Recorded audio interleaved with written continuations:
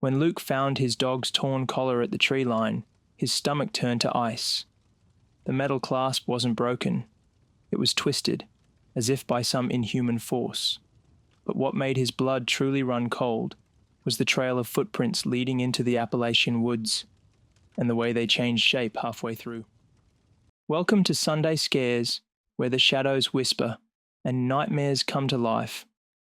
But did you know that 89% of you watching aren't subscribed? If you love chilling tales that keep you up at night, hit like to feed the darkness. And subscribe if you dare. Now turn off the lights, settle in, and let the horror begin.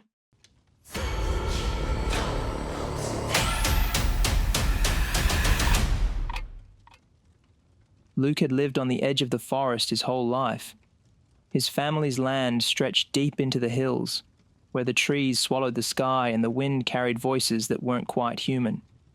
His friends, Noah, Jesse, and Eric, had heard the stories all their lives too.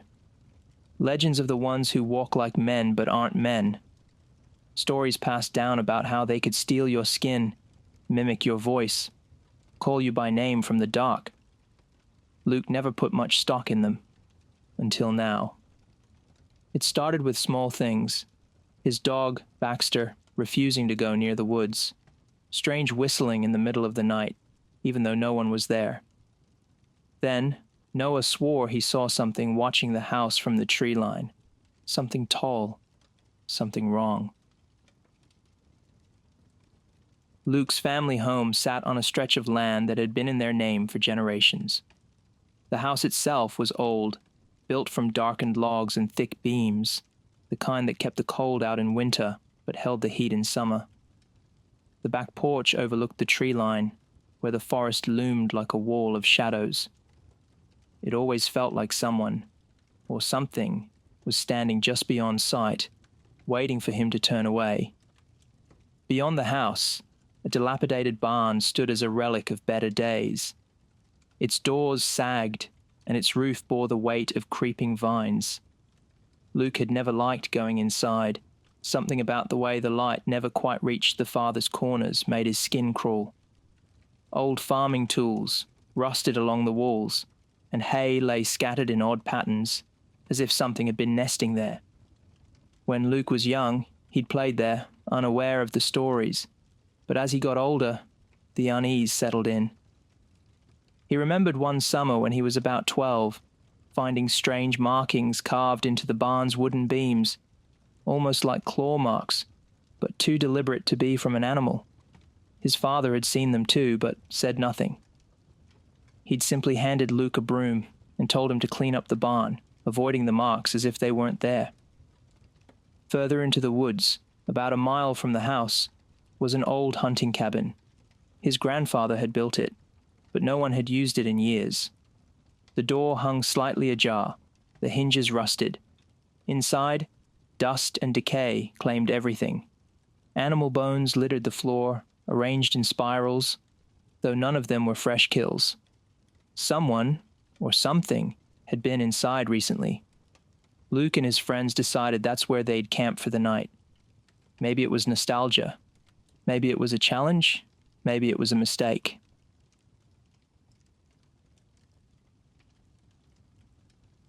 Growing up, Luke had heard whispers about his family's land, not just from old folks, but from travelers, drifters passing through. They warned about the woods, about things older than men lurking in the hills. His grandfather used to leave gifts in the woods, small trinkets, pieces of meat, or even bones. It's best to stay on their good side, he'd say, eyes clouded with memories he never spoke aloud. As a kid, Luke once found something nailed to a tree deep in the forest. A rabbit, its body twisted unnaturally, skin peeled away as if by careful hands. When he told his father, the man turned pale, grabbed his rifle, and burned the carcass without a word. Never go past the old creek, his father had warned, not after dark. Now, Luke wondered why he had ever stopped listening. Luke's family had lived on this land for generations, but not everyone who lived there had been as fortunate. His great-grandfather, a gruff man who spoke little, had always warned Luke's father to never wander past the creek.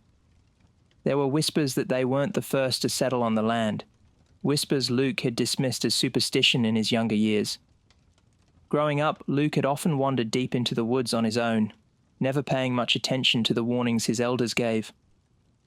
But there were nights when strange noises would carry in the wind, and the shadows in the woods would seem to shift when they shouldn't. Sometimes he'd wake to the sound of footsteps outside his window, soft and deliberate. His father, never one to talk about his childhood, would tighten his jaw and say, "The woods have their ways. Stay clear of them." One summer, when Luke was about 10, he'd been playing near the old barn when he found something that would forever change how he viewed the land. At the base of the barn, he discovered strange symbols carved into the wood, crude and ancient-looking, worn by time. His heart pounded, but he couldn't turn away. He remembered how, the next day, his father had dragged him to the creek, his eyes wild with panic as he forbade Luke from ever returning to the barn. "Those markings are nothing but trouble," he had said, his voice low and urgent. Over the years, the unease had grown. As Luke got older, he heard more unsettling stories from local drifters who passed through, telling of strange things in the holler. "You don't know what's out there," they'd say, their voices strained and fearful. "Don't go looking for trouble. It knows your name before you do." Luke's mother was the only one who never seemed afraid. She had always been the calming presence in their home, dismissing his father's warnings with a smile. "Your father grew up with too many ghost stories," she would say. "It's nothing but the wind playing tricks." But even she would sometimes glance uneasily at the woods, her gaze lingering longer than necessary. The first night in the woods was meant to be fun, a bonding experience, Luke had thought. They set up their camp near the cabin and built a fire, the flames crackling as they huddled around it, telling old stories and laughing nervously. But as the hours passed, the atmosphere began to shift. The woods seemed to close in on them, the oppressive weight of silence settling over the camp. The wind was still, and not a single animal stirred in the underbrush. It was unnatural. At first they chalked it up to the isolation, the wildness of the place. But then came the noises, the soft, scraping sounds, like claws against bark. Every time Luke or his friends turned toward the sound, it would stop. It was as if the forest itself were holding its breath, waiting. Luke had always prided himself on his ability to stay calm in situations like these, but tonight was different. There was something in the air, something thick with malice. His eyes flicked nervously to the edge of the trees, where the darkness seemed to be moving, shadows that didn't belong, stretching unnaturally tall, creeping closer to the firelight. Then there was the voice. It was soft at first, almost a whisper, calling his name, his full name, in a tone that was too familiar, too warm to be anything but a loved one. "Luke." He froze. His mother's voice. It was unmistakable, but she wasn't here. He glanced at his friends, their faces pale with confusion. "Did you hear that?" he whispered.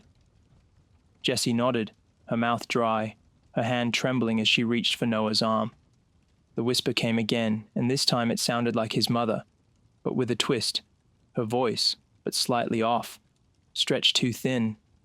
The trees around them seemed to hum with a low frequency, as if the very air were vibrating with something ancient and powerful. Then came the footsteps. At first, they were slow, deliberate steps that circled their camp, just outside the reach of the firelight. Luke's breath hitched as the sound grew closer, faster. The rustling of branches, the creak of old wood. Something was out there, moving with purpose. Luke reached for the rifle, his fingers slick with sweat. "Stay close," he muttered, but the group was already tightening their circle, eyes scanning the shadows. The whistling started then, low and melodic, drifting through the trees as if carried by the wind. It wasn't a song they recognized. It was wrong. It made the hairs on the back of Luke's neck stand on end. And then they saw it. A figure emerged from the darkness, tall, impossibly tall, its limbs elongated and unnatural. Its skin was stretched too tight, its eyes hollow and black.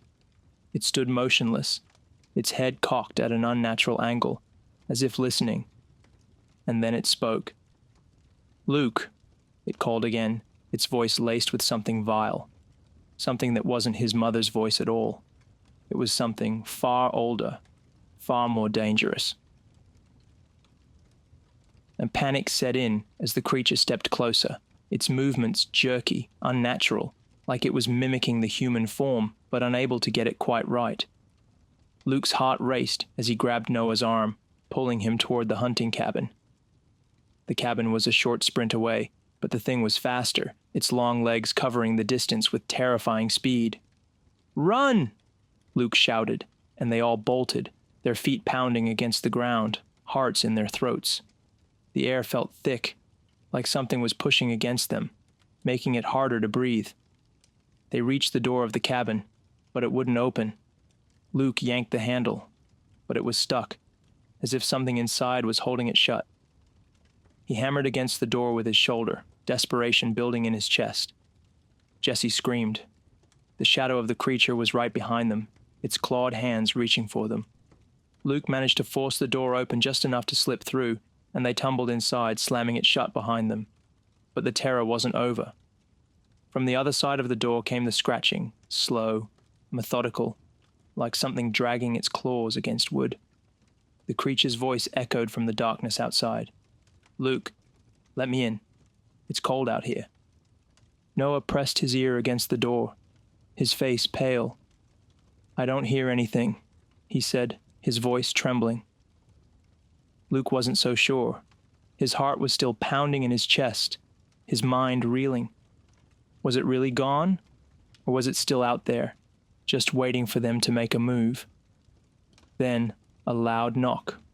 Knock, knock, knock. The sound reverberated through the cabin, sending a fresh wave of terror through the group.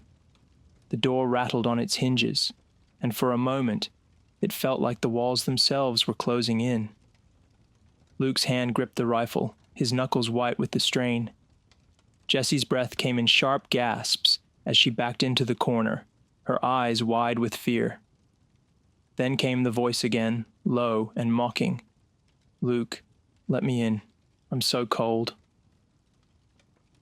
And the moment the scratching stopped, they bolted, running for the truck, the creature's shadow stretching behind them.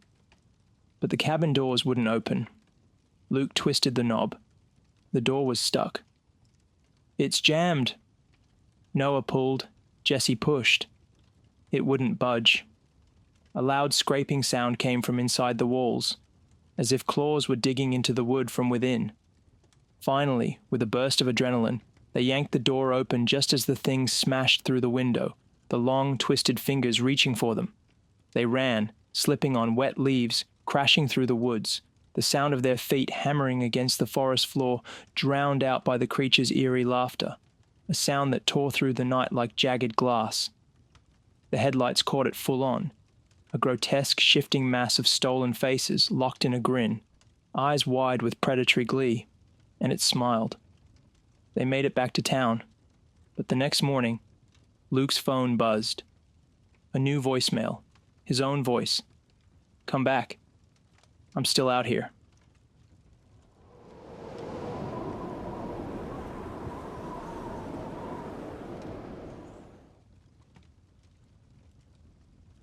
Tyler Walker had always been drawn to the wilderness. Growing up near the Appalachian Mountains, he spent his childhood hiking and camping, exploring the dense forests, hidden caves, and tranquil streams that the mountain range had to offer. His father, an experienced outdoorsman, taught him the ways of survival, how to navigate by the stars, how to read the weather, and most importantly, how to respect the land. By his 20s, Tyler had become a seasoned hiker and nature enthusiast. He had trekked all over the United States, from the Rockies to the Adirondacks.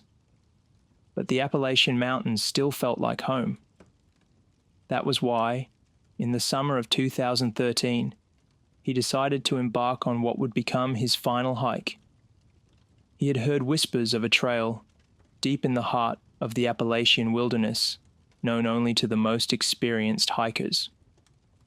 The trail, called the Hollow Ridge Path, wasn't on any modern maps. It was rumored to be a remnant from the early settlers who used it as a shortcut to the valleys below. But the locals had warned Tyler not to go. They spoke of strange occurrences, people who had ventured too far down the trail and never returned. In hushed voices, they mentioned the Walker, a figure that had haunted the mountains for generations. But Tyler was a skeptic, and he didn't believe in ghost stories. He figured the warnings were simply rooted in the fear of the unknown, a superstition passed down through the ages. He packed his camera, along with his hiking gear, and set off. His plan was simple: hike the Hollow Ridge Path, film his journey, and return in 3 days. The first day went smoothly. Tyler filmed the majestic views, the steep cliffs, and the dense forests. There was something serene about being alone in the wilderness, surrounded by nature. The wind through the trees, the calls of distant birds, and the occasional rustle of a small animal in the underbrush made him feel more alive than ever. But that night, as the sun set and the sky turned from pink to deep purple, something began to feel off. Tyler set up camp in a small clearing just beyond a dense thicket of trees. As night fell, he recorded his surroundings, noting the stillness of the forest. There were no crickets, no rustling leaves. It was as if the entire forest was holding its breath. As he sat by the fire, the sounds of the woods returned, but there was something wrong with them. The usual sounds, the crackling of the fire, the wind in the trees, were interrupted by faint, almost imperceptible noises. A distant snap of a twig, the soft rustle of leaves, the faintest sound of footsteps that seemed to come from the other side of the fire. Tyler brushed it off as the sounds of the forest settling in for the night. But as he lay in his tent, trying to fall asleep, the noises grew more frequent, and they were getting closer. The next morning, Tyler checked his gear and saw no signs of disturbance. No footprints, no broken branches. Everything seemed normal, but the nagging feeling of being watched lingered in the back of his mind. The second day, he hiked further along the trail, reaching a high ridge that offered a panoramic view of the surrounding mountains. While setting up his camera for a shot of the distant peaks, Tyler noticed something strange. At the edge of the trees, barely visible, was a figure. A tall man, standing completely still. His face was obscured by shadow, but Tyler could see that he was wearing what appeared to be a weathered coat and a wide-brimmed hat. Tyler's heart skipped a beat. He immediately reached for his camera, but when he looked back, the figure was gone. He called out to the man, but there was no response. The forest, once again, grew eerily quiet. That night, Tyler's unease grew. He set up camp near a small creek and tried to brush off the strange sighting, convincing himself that it was just another hiker passing through the area. But as the sun dipped below the horizon, Tyler couldn't shake the feeling that something was wrong. Every noise seemed amplified: the snapping of a branch, the fluttering of an owl's wings, the rustle of the creek water. The darkness felt heavier, as if it was pressing in on him from all sides.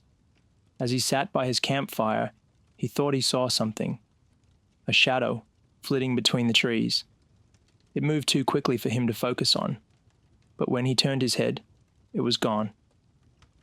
Tyler stood up, his hand gripping the flashlight, but he saw nothing.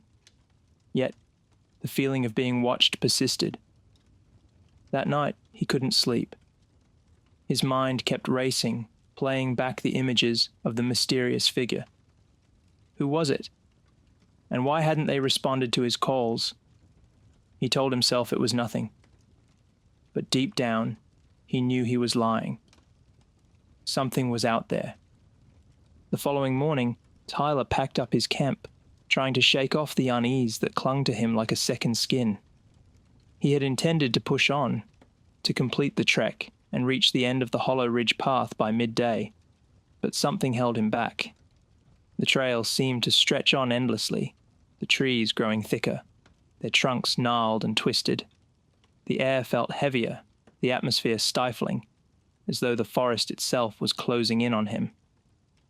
By midday, Tyler came across something unexpected. An old, dilapidated cabin hidden among the trees. It looked abandoned, the wooden planks weathered with age, moss creeping up the sides. The door hung slightly ajar, as if waiting for him to enter. Tyler approached with caution, the hairs on the back of his neck prickling. He had heard of these old cabins in the area, remnants of the past, but he had never seen one up close. Curiosity got the better of him, and he stepped inside, the floorboards creaking under his weight. The interior was dim, lit only by the faint light filtering through the cracks in the walls. A thick layer of dust covered everything, and cobwebs clung to the rafters. There were remnants of old furniture, a broken chair, a tarnished lantern, and a worn, faded rug that had seen better days. Tyler walked around the cabin, his camera recording everything. As he stepped toward a small wooden table near the far wall, he froze. There, scrawled across the table's surface in what appeared to be charcoal or blood, were strange symbols, angular shapes, looping lines, and something that resembled an eye. His heart began to race. It was just a silly drawing, he told himself. But as he stared at it, an overwhelming sense of dread washed over him. He needed to leave, and fast. Tyler turned to leave the cabin, but as he stepped toward the door, he froze once again. The hairs on his neck stood up, and he felt the weight of an unseen presence bearing down on him. Slowly, he turned his head. In the doorway, standing motionless in the shadows, was the same figure he had seen the day before. The tall man, dressed in a weathered coat and a wide-brimmed hat, was watching him, his face obscured. Tyler's breath caught in his throat. His instincts screamed at him to run, but his body was frozen. The figure didn't move. It didn't speak. It just stood there, staring. In that moment, Tyler's mind raced with questions. Was this the walker the locals had warned him about? Was this man somehow tied to the strange symbols in the cabin? Before he could make a move, the figure vanished. One moment it was there, and the next, it was gone. Like a ghost dissolving into the shadows. Tyler snapped back to reality, his heart pounding in his chest. He turned and bolted out of the cabin, his legs shaking beneath him. Outside, the forest seemed darker, the trees more oppressive. The sounds of the woods had died down once more, leaving an unsettling silence in their wake. Tyler hurriedly packed his gear, desperate to leave the area. As he slung his backpack over his shoulder, he thought he heard a whisper, a faint sound that came from behind him. He spun around, but there was no one there. The forest was empty, yet the whisper persisted, growing louder, more distinct. It was a voice, low and guttural, like a distant growl. Leave. Now. Tyler's breath caught in his throat. He knew he had to get out of there. He began to move down the trail, his footsteps quick and erratic, his mind whirling with fear. He couldn't shake the feeling that something was following him. Just out of sight, just out of reach. The whispering grew louder, more urgent. Leave, or die. Tyler's pulse quickened as he pushed forward, but the trees seemed to close in around him. The trail grew steeper, the path narrowing, and the daylight began to fade. It wasn't just the forest that seemed darker. Everything felt wrong. The air was thick, suffocating, and the oppressive silence made every step feel like a heavy weight. Then, as the sun dipped below the horizon, Tyler's worst fears came to life. From the corner of his eye, he saw movement, a shadow darting between the trees, just beyond the reach of his flashlight. He swung it toward the figure, but it was gone. Tyler's heart raced. He couldn't stop. He had to get to the end of the trail. He had to make it out of the woods alive. But as he pushed onward, the forest seemed to swallow him whole. The trees became distorted, their shapes warping and shifting as if they were alive, watching him. Suddenly, the voice came again, clearer now and unmistakably closer. "You should never have come." Tyler's blood ran cold. The whispering had turned into a growl, a voice that no longer sounded human. It was coming from all directions, surrounding him. Tyler's heart hammered in his chest as he stumbled through the increasingly dense forest. The path had disappeared, swallowed by the oppressive trees and the darkening shadows. He felt the chilling cold bite at his skin, the distant growls in the air seeping into his bones. The whispering voice had transformed into something far more sinister, and he could feel its presence creeping closer with every breath. "You shouldn't have stayed. You shouldn't have come back." Tyler's legs burned from the exertion, but he didn't dare stop. Every part of him screamed for him to keep moving, to outrun whatever hunted him. But with every turn he took, the woods seemed to shift. The trees grew tighter, the shadows deeper, as if the forest itself was alive, shifting to trap him. Then, in the distance, he saw it. A figure, no, the figure, stood in the center of a clearing, its tall, gangly silhouette barely discernible against the darkening sky. Tyler's breath caught in his throat as he recognized the wide-brimmed hat, the long, weathered coat. The man was standing motionless, facing him, and Tyler knew that whatever he was facing, it wasn't human. The air around him grew thick and oppressive. His flashlight flickered and then went out entirely, leaving him in the inky blackness of the forest. He fumbled for his spare batteries but couldn't find them fast enough. His senses heightened as the night closed in. His ears rang with a low, guttural growl, the sound coming from the figure. No, from all around him. The creature stepped forward, its movements unnatural, jerky, as though it wasn't entirely sure how to walk like a human. Its skin was a sickly gray, stretched too tightly over bones that seemed far too long. Its fingers, elongated and twisted, scraped across the ground as it moved.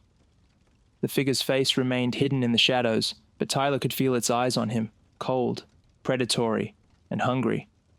The whispers around him grew louder, more frantic, as though the forest itself was speaking through the creature.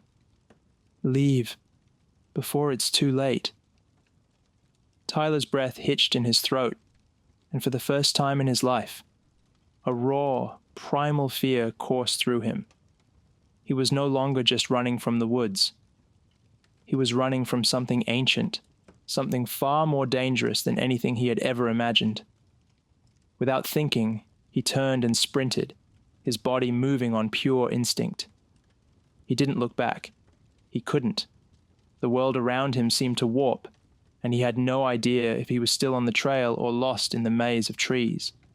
The forest seemed to close in on him with every step, the trees bending unnaturally to block his way. The growling continued, rising to a deafening roar that shook the very air. Then he heard it. The sound of footsteps, heavy and unnatural, following him. The creature was getting closer. Tyler's legs were giving out, his body beginning to betray him. His vision blurred, and the forest around him seemed to twist and distort. Just as he thought he would collapse, the clearing opened up before him. There, in the center of the glade, stood an old stone well, the edges covered in creeping vines. It wasn't on his map, and it had never been mentioned by anyone he had spoken to. But there it was, sitting in the middle of nowhere. He dashed toward it, his hands trembling as he reached for the rim, searching for any way out of this nightmare. As his fingers brushed against the stones, he froze. A voice, deeper, more guttural, rumbled from the well. "You shouldn't have come here." The ground beneath Tyler's feet trembled, and the air grew thick with the stench of decay. He felt a cold hand press against his back, the fingers digging into his skin. With a scream, he whipped around to face the creature, but it was no longer there. In its place was something far worse. From the shadows emerged the twisted figure, its face now fully visible. But it wasn't a face at all. It was a mask, a grotesque imitation of a human face, its features stretched beyond recognition. The eyes were hollow, the mouth twisted in a permanent snarl. It was the thing that had been following him, the thing that had whispered in his ears, the thing that had haunted his every step. As it drew closer, Tyler's mind raced, his body paralyzed by terror. He knew now that he was not just running from the creature. He was running from the past. This thing, whatever it was, had been waiting for him. It had been hunting him, feeding off his fear, drawing him deeper into the forest until he could no longer escape. He reached for the well, his fingers scraping against the rough stones as he tried to climb inside, desperate for any refuge. The creature's hand shot out, grabbing his ankle and yanking him back. Tyler let out a scream, but the darkness swallowed him whole. Tyler awoke to the harsh, biting cold of the forest floor beneath him. His body ached, his limbs heavy and unresponsive. He tried to move, but his head throbbed with an intense, pulsing pain. The air smelled of wet earth, of leaves and decay. The forest around him was eerily quiet. With great effort, Tyler pushed himself to his knees, blinking as his vision swam into focus. He was no longer in the clearing, but deep in the woods. The trees stretched far overhead, their branches weaving together to block out the sky. A strange fog clung to the ground, swirling around his feet. He sat up fully, his breath catching in his throat as he took in his surroundings. The well was gone. The creature was gone. In fact, everything was gone. His backpack, his gear, his flashlight, his whole camp had disappeared without a trace. He was alone. And then he heard it. The whisper. "It's not over." Tyler froze. He recognized the voice, the low guttural growl that had followed him. He turned in circles, trying to pinpoint the source of the sound, but there was nothing but the oppressive silence of the forest. "You can't escape." The voice came from everywhere and nowhere surrounding him. It wasn't in his head. It was real. Tyler's breath caught in his throat as the woods seemed to close in on him once more. The trees twisted and bent, their shapes growing darker, more ominous. His heart raced, panic flooding through him. He couldn't breathe. He couldn't think. As the whispering grew louder, the trees began to shift, their bark twisting and writhing as though alive, forming grotesque faces, twisted and decayed, leering at him from the darkness. Tyler's world tilted, the ground beneath him spinning. And then, as if it had all been a nightmare, he heard the sound of footsteps. Heavy footsteps, crunching through the leaves, and he knew. The walker was back. But this time, it wasn't a man. It wasn't a figure. It was something else, something ancient, something that had always been there, waiting for him. The last thing Tyler saw before the darkness consumed him was the glowing, hollow eyes of the creature staring back at him.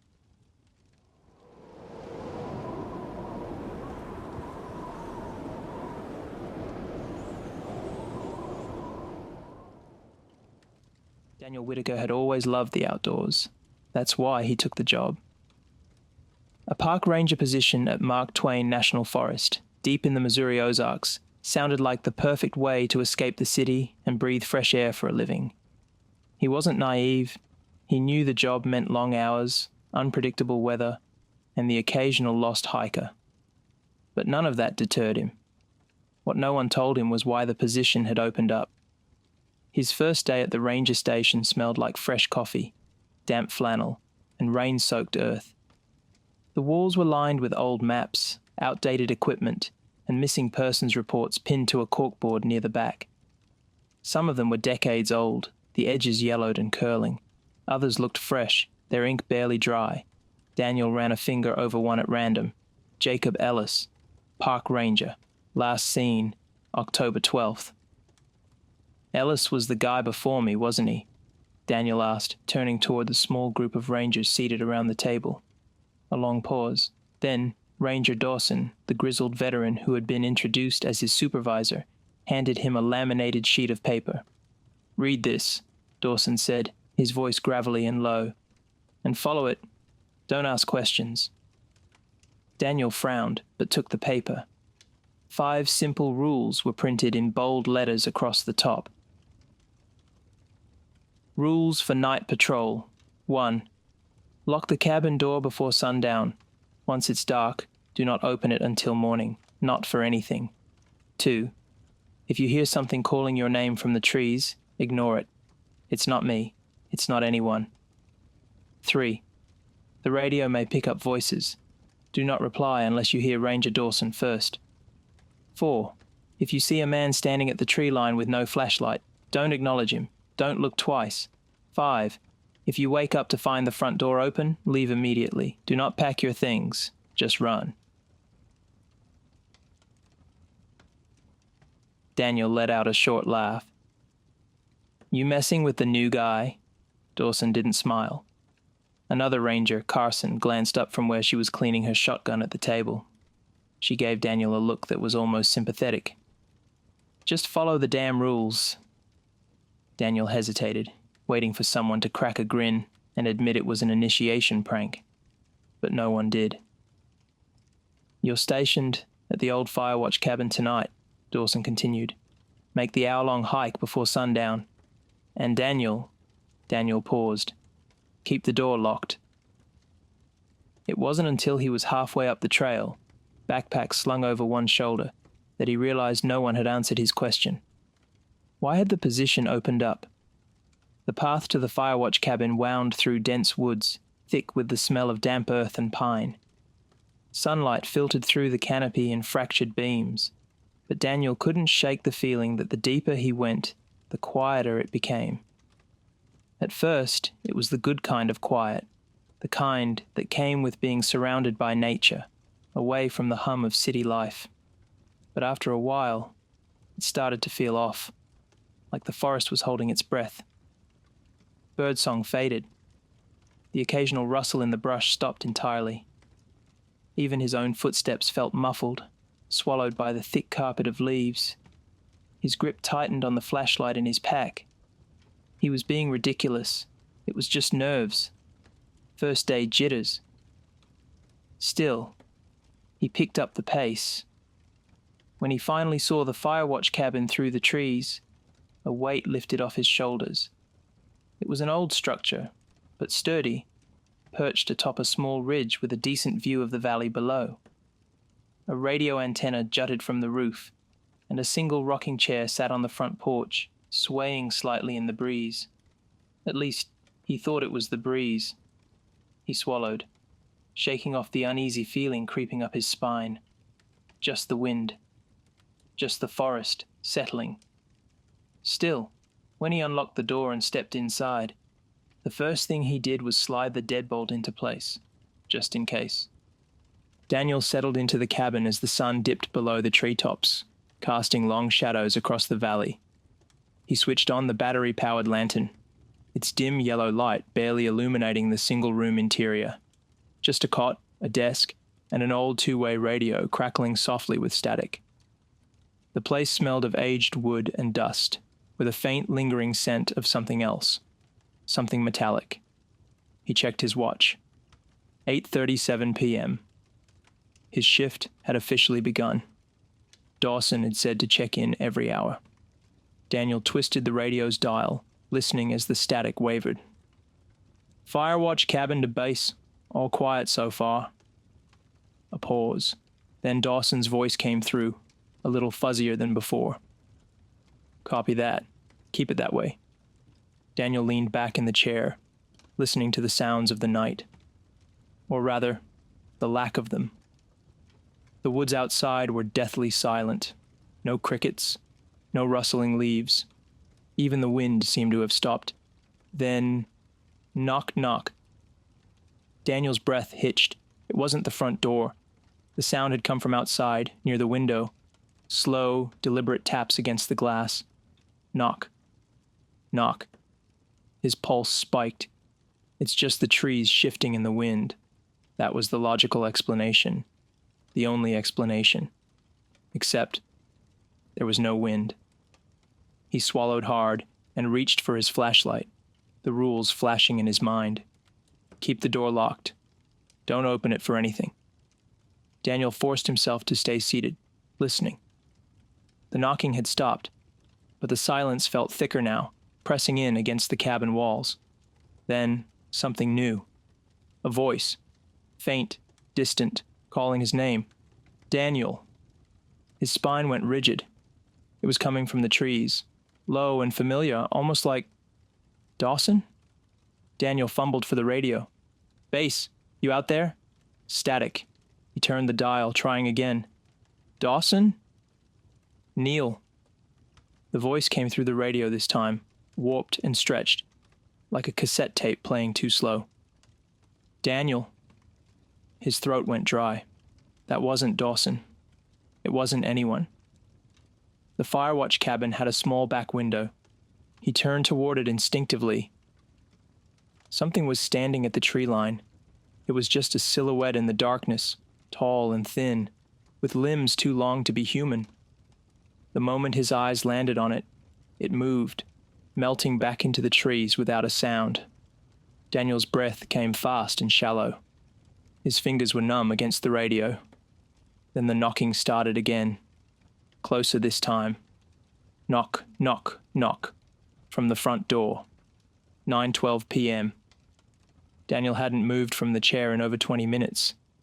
His muscles were locked, his ears straining for any hint of sound outside. The knocking had stopped, but that didn't make him feel better. The radio crackled. Daniel. His blood ran cold. It was Dawson's voice, or at least it sounded like him. He grabbed the radio. Dawson, something's outside. Silence. Then, open the door. A wave of ice washed through Daniel's veins. Rule number 1, lock the cabin door before sundown. Once it's dark, do not open it until morning. Not for anything. His grip on the radio tightened. Dawson, if that's really you, tell me something only you'd know. Silence again. Then, in that same slow, distorted voice, Daniel. He dropped the radio. Outside, footsteps circled the cabin. Slow, deliberate, like someone, or something, was testing the walls. Then came the worst sound of all, the click of the front door unlocking. Daniel's stomach flipped. He hadn't touched the lock. And yet, the deadbolt slid open, all on its own. The handle turned. He lunged for his flashlight, aiming it at the door just as it creaked open an inch, just enough for the darkness outside to stare back at him. Daniel didn't breathe, didn't blink. The door did not move any further. Then, the rocking chair on the porch creaked. The voice, low and breathy, whispered right outside the doorframe. Found you. Daniel's heart hammered in his chest as he stared at the crack in the door, wide-eyed, trying to force himself to move, to do anything. The voice outside the door had been a death knell, its chilling whisper seeming to echo around the cabin, the very air thick with something malignant. Found you. The door creaked, as if some invisible hand were pushing against it, a slow, torturous movement that made Daniel's limbs feel like lead. He had to move. He had to get out.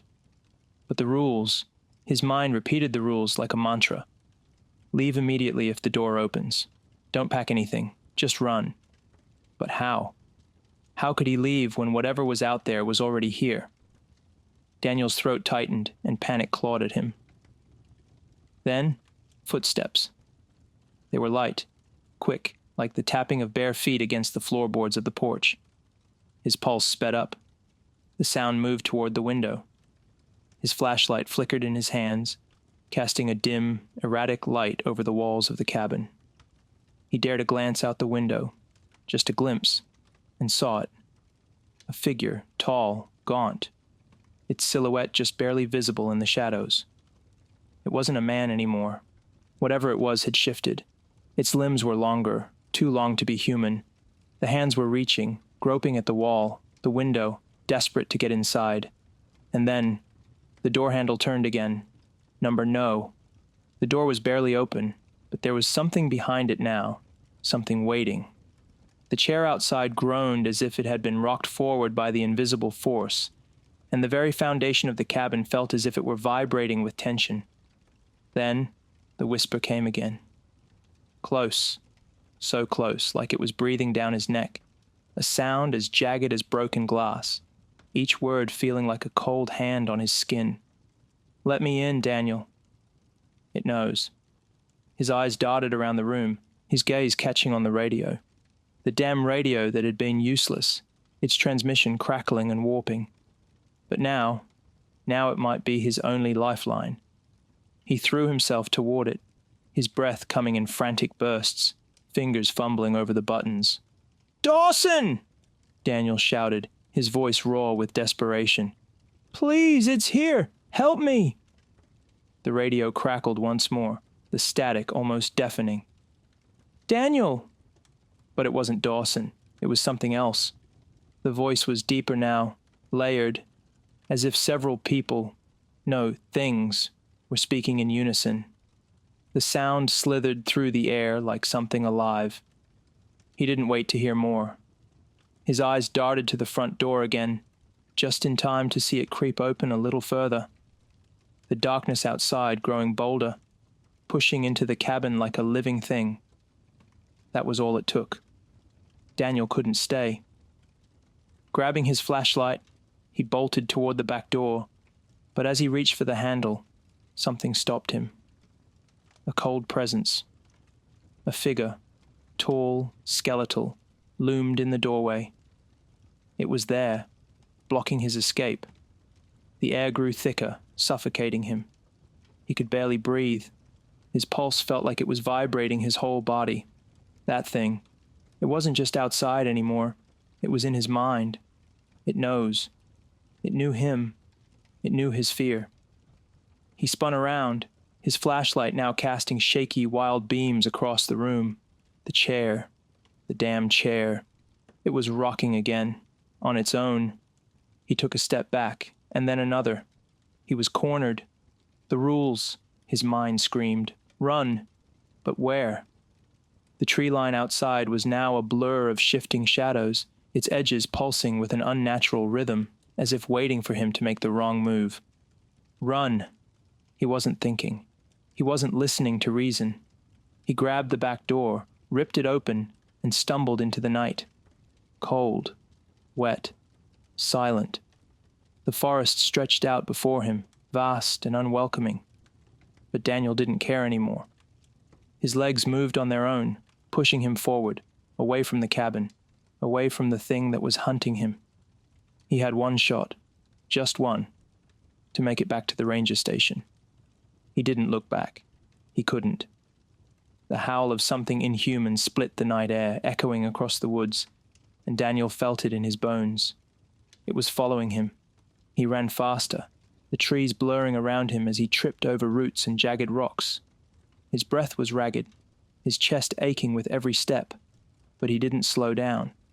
Through the forest he ran, every shadow a possible threat, every rustle a promise of something creeping just behind him. Suddenly, a crack, a low, guttural sound, came from just beyond his line of sight. He didn't dare stop. He couldn't stop. But then, the whisper again, a breath, cold against his ear. "Found you."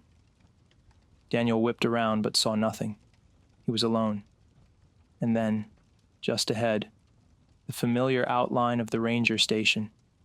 His heart thundered in his chest, and his feet moved quicker, propelling him toward the station's lights, to safety, to the place where the ground beneath his feet gave way. His body dropped into darkness, swallowed by the earth, and everything went black. Daniel's eyes snapped open, and for a moment, he didn't know where he was. His body felt numb, heavy, as though it had been dragged through the mud. His breath was shallow, his heart pounding erratically, each thump sending tremors through his chest. He was lying on the ground. No, not just any ground. The air was thick, heavy, with an almost unnatural stillness. The air tasted of earth, of moss, of something decayed. He struggled to sit up, his hands sinking into soft, wet soil. His flashlight was gone, the faint outline of the ranger station nowhere to be seen. Everything was dark. A low growl echoed through the trees. Daniel froze. It wasn't far. He could feel it, its presence, like a shadow stretching across his soul, crawling under his skin. He couldn't remember how he had fallen, but he had to get up. He had to move. The rules were clear now. Never stop. Never look back. His body screamed in protest as he pushed himself to his feet, his legs shaky beneath him. The forest around him was eerily silent. No wind, no animals, no rustling leaves. Just the thick weight of the dark pressing in from all sides. His fingers dug into the bark of a nearby tree, grounding himself, and then he heard it, soft, almost imperceptible, but unmistakable. The rustling of footsteps on leaves, the lightest crunch of twigs breaking underfoot. It was close now, too close. His breath quickened. He turned his head, scanning the inky blackness. A flash of movement, just at the edge of his vision. His heart skipped a beat. There it was, the thing, the creature, the one that had been following him, the one that had whispered his name. It was towering, its shape barely discernible in the shadows, but its eyes, glowing faintly, like the reflection of fire in pitch-black night, were unmistakable. And it was watching him. The world around him felt like it was collapsing inward, the trees pressing in as if to suffocate him. The thing's gaze locked onto his, and the air between them seemed to hum with a strange energy, a primal pull. He knew it. It knew him. "You can't run from me, Daniel," the voice rasped, its tone twisted, distorted. It was no longer a whisper. It was a command. "You are mine." A chill swept down his spine, colder than anything he had ever felt. The voice, it was wrong, not human. It was deeper now, layered with voices, a chorus of the damned. And yet, in the back of his mind, a horrible realization gnawed at him. It wasn't just hunting him. It was calling him. He backed away, his legs trembling beneath him. Every instinct screamed at him to run, but his feet were frozen. The creature's voice surged again, echoing inside his skull, each word a claw digging deeper. "You are mine. I am in you. I am everything you fear." He closed his eyes, trying to block out the voice, trying to shake the terror that was taking root in his mind. But it was impossible. It was in him now. Part of him. "No!" He shouted at the darkness, his voice hoarse, raw with the strain of holding back the wave of panic that threatened to drown him. He had to fight it. He had to. A movement. A sound. Behind him. A snap. Too late. Before he could turn, the creature's long, twisted limbs were upon him. Cold, unnaturally strong hands wrapped around his throat, lifting him from the ground as if he weighed nothing. Daniel gasped, his vision blurring as he struggled against the grip, his breath a series of desperate, strangled gasps. The thing leaned in, its putrid breath hot against his ear. It whispered again, its voice like claws scraping against his mind, dragging him down into the depths of madness.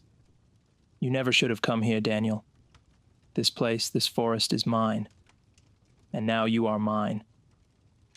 With a strength born of desperation, Daniel reached out, his hands flailing for anything. And then, by some miracle, his fingers brushed against something cold and metallic. His flashlight.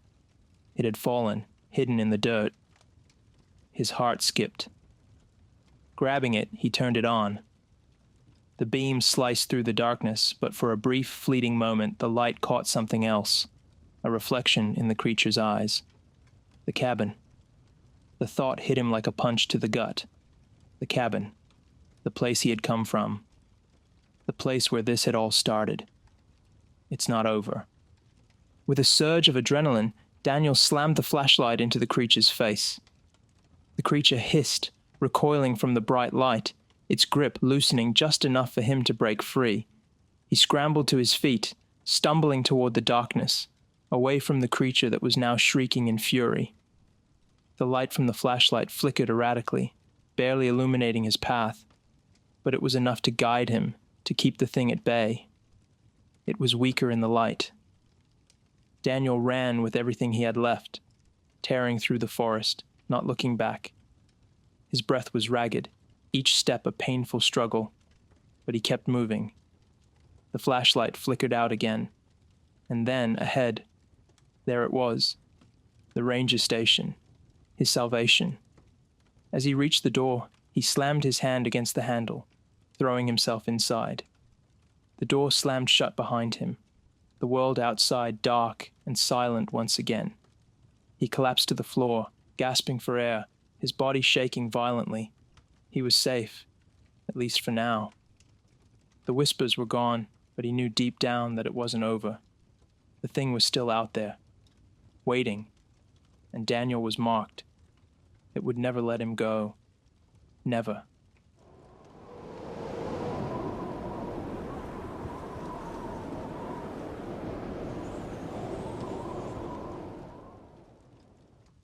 The Ozarks had always been Colton's home. As a park ranger, he'd spent most of his adult life walking its vast, rugged terrain, understanding its every twist, every tree, every creek that cut through the dense woods. There was something calming about the isolation, the quiet hum of nature that surrounded him. But lately, the quiet was different.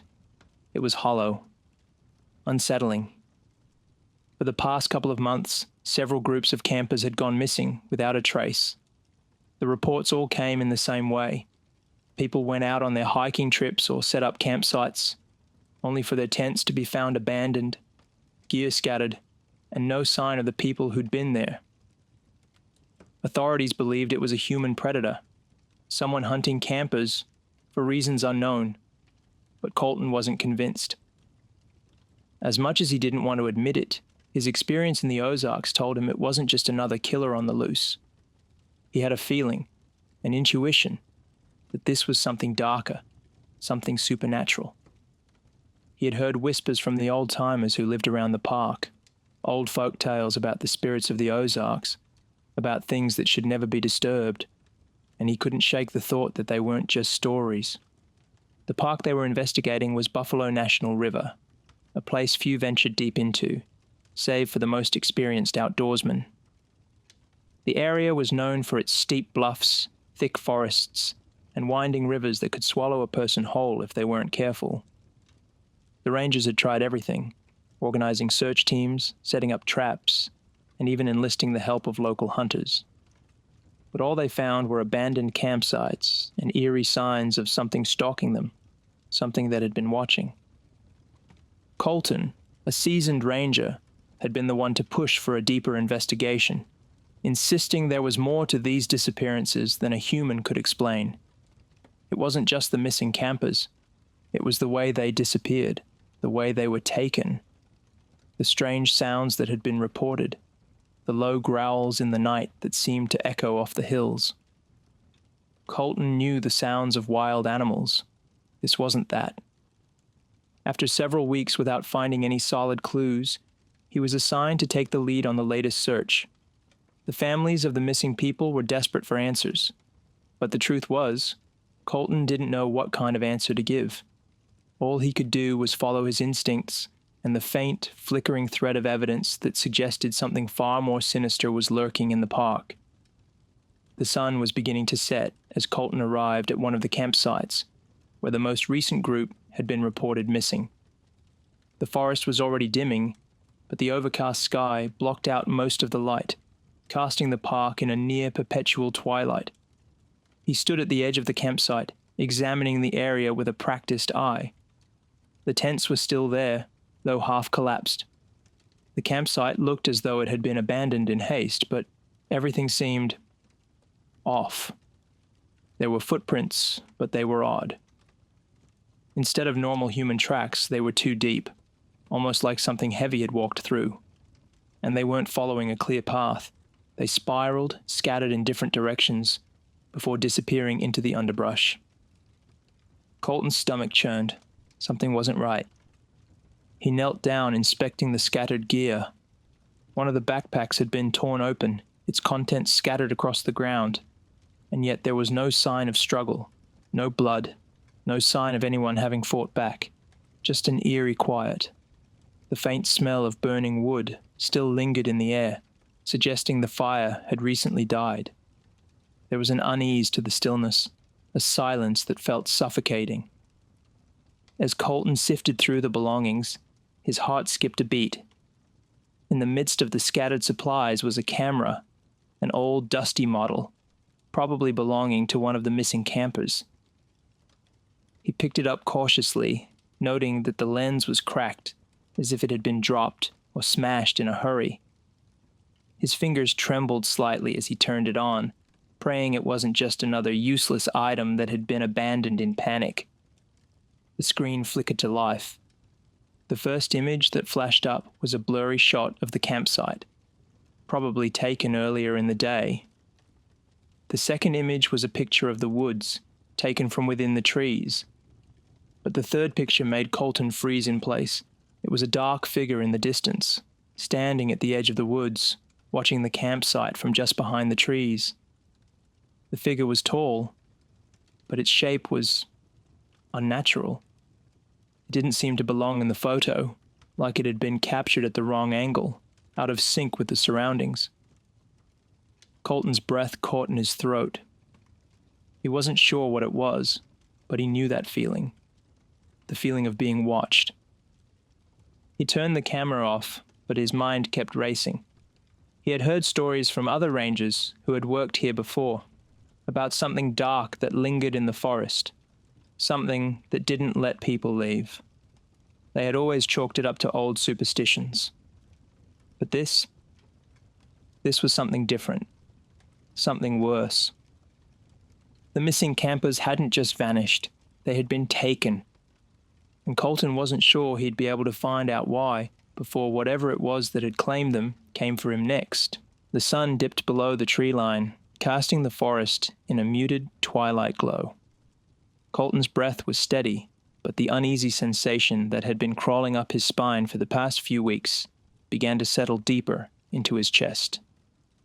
As he carefully examined the campsite, the hair on the back of his neck prickled, and the silence felt heavy, unnatural.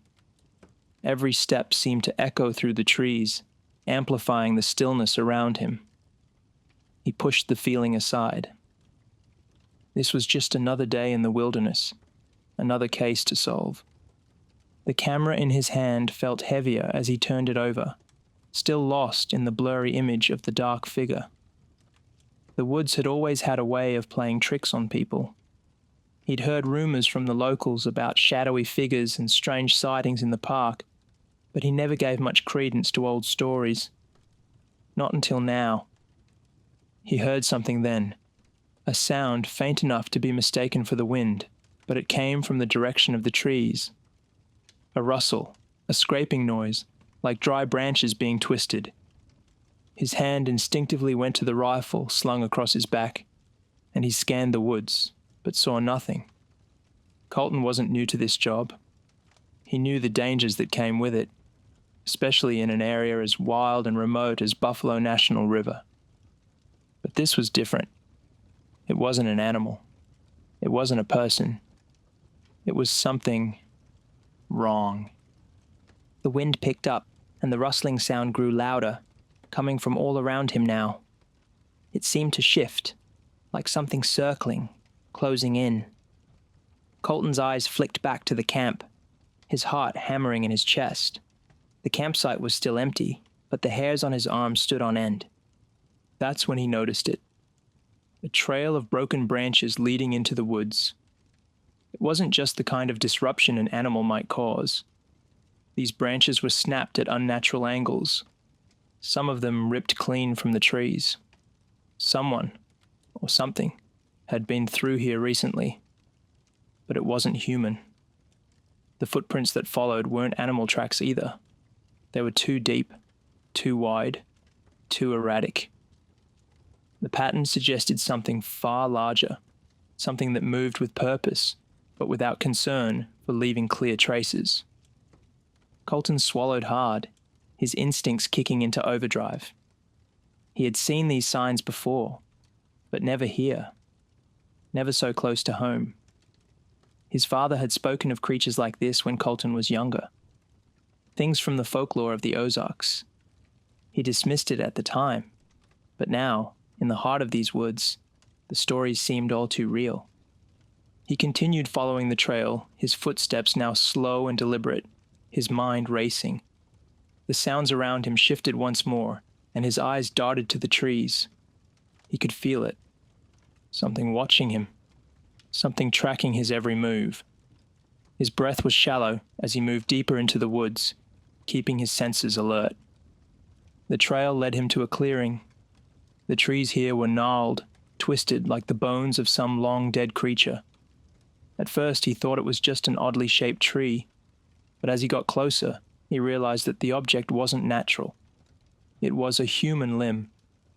A severed arm, torn clean from the body, its flesh pale and mangled, with claw-like marks running through the bone. Colton recoiled, his stomach churning. The air felt thick, heavier now, as if something was closing in around him. His eyes scanned the rest of the clearing, his senses on high alert. The arm wasn't the only thing here. There were scraps of torn clothing scattered in the underbrush, a torn backpack hanging from the side of a low-hanging branch. Colton recognized it immediately. It was one of the missing campers' packs. His breath caught in his throat. He crouched down to inspect the area, the eerie stillness surrounding him. The ground was soft, the soil disturbed, but there were no signs of struggle, no sign that the campers had fought back or tried to escape. Everything was too calm, too quiet. And then, as if the air itself was holding its breath, a sound rang out from the trees. A low, guttural growl. It didn't come from a bear. It didn't come from a mountain lion. This sound was deep, resonating through the trees like an ancient warning. Colton's heart leapt into his throat. The growl was followed by a snap of branches, and in the distance, a shadow moved. So fast, too fast for an animal. Colton's instincts screamed at him to run, but his legs felt like they were rooted to the ground. The forest was closing in. Something was out there, and it was drawing closer. Colton wasn't sure how much longer he could stay calm, but he couldn't afford to panic. Not now. Not when he was this close. He rose to his feet, quickly scanning the trees. He needed to get out of this clearing. But before he could turn around, he heard the unmistakable sound of footsteps behind him. Slow, deliberate, and heavy. The hairs on his neck stood up, and his blood ran cold. He wasn't alone anymore. The creature was here, and it was closer than ever.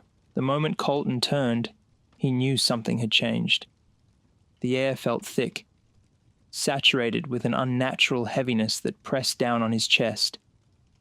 His heart hammered in his ears, and the growling that had echoed through the woods now seemed to reverberate inside his skull.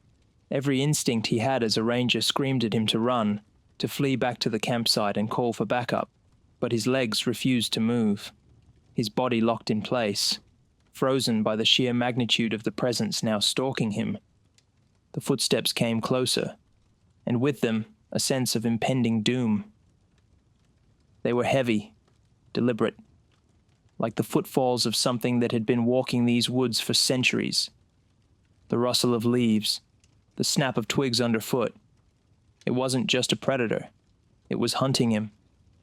Colton's hand slid to his side, fingers brushing the cold metal of his sidearm. But deep down, he knew it wouldn't help him. The stories his father had told him, the warnings from the old-timers, none of it had seemed real. But now, as he stood in the middle of the Ozarks with something massive closing in on him, those stories became his only truth. He wasn't up against a man or a wild animal. This was something else. Something ancient. The growl came again, louder this time, like a warning. It was no longer behind him. It was in front of him.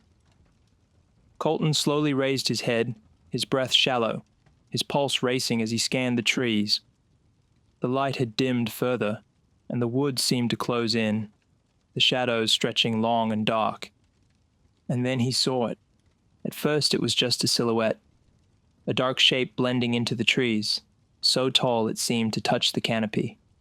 The creature's form was massive, covered in fur, its movements unsettlingly smooth, like it was both part of the forest and completely separate from it.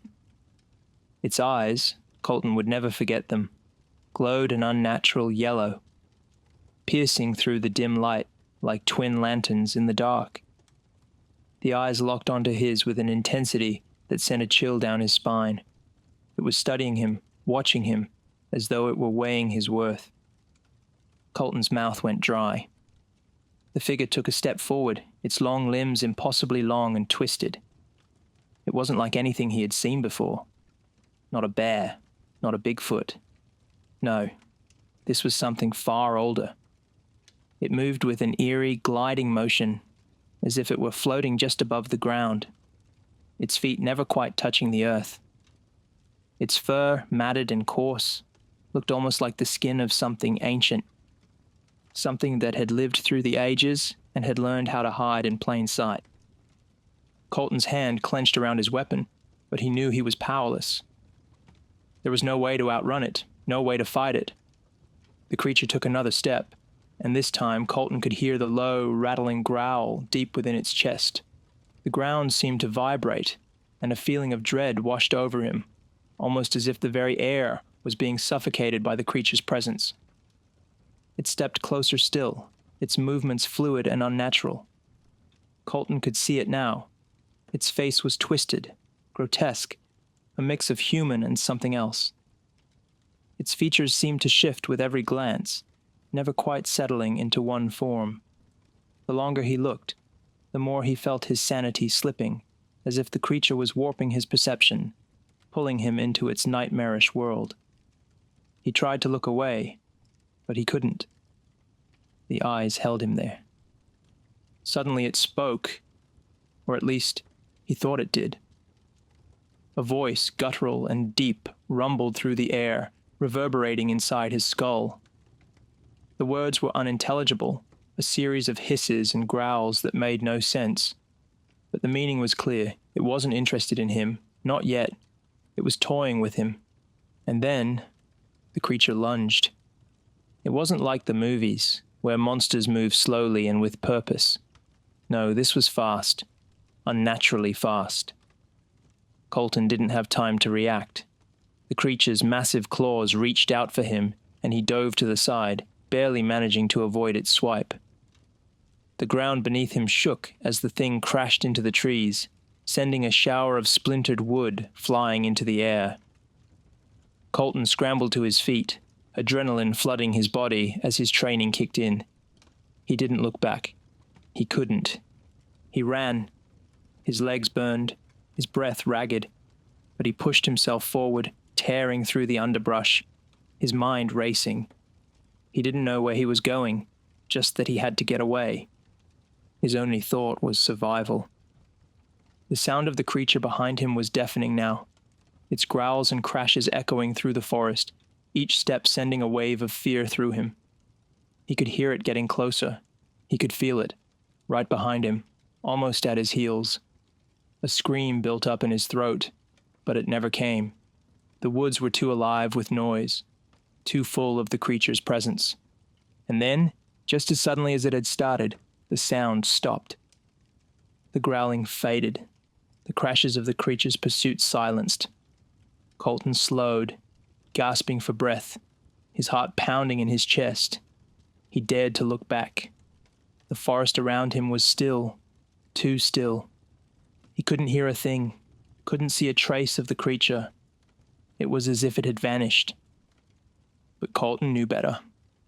Whatever it was still out there, watching, waiting. And he was no longer sure if he would ever leave these woods alive. Colton's pulse slowed, but the dread still clung to him. The woods had swallowed him whole, and now, as the silence pressed in from all sides, he couldn't shake the feeling that the creature was still out there, waiting for the perfect moment to strike again. His breath came in shallow gasps, his body slick with sweat despite the chill that had settled in the air. Every snap of a twig, every rustle in the brush sent his heart racing, but when he turned to look, the forest was just as still as it had been moments before. He stumbled forward, heart hammering in his chest, unsure of where he was headed anymore. His only thought was to get out, to escape the suffocating grip of the woods, but the longer he ran, the more disoriented he became.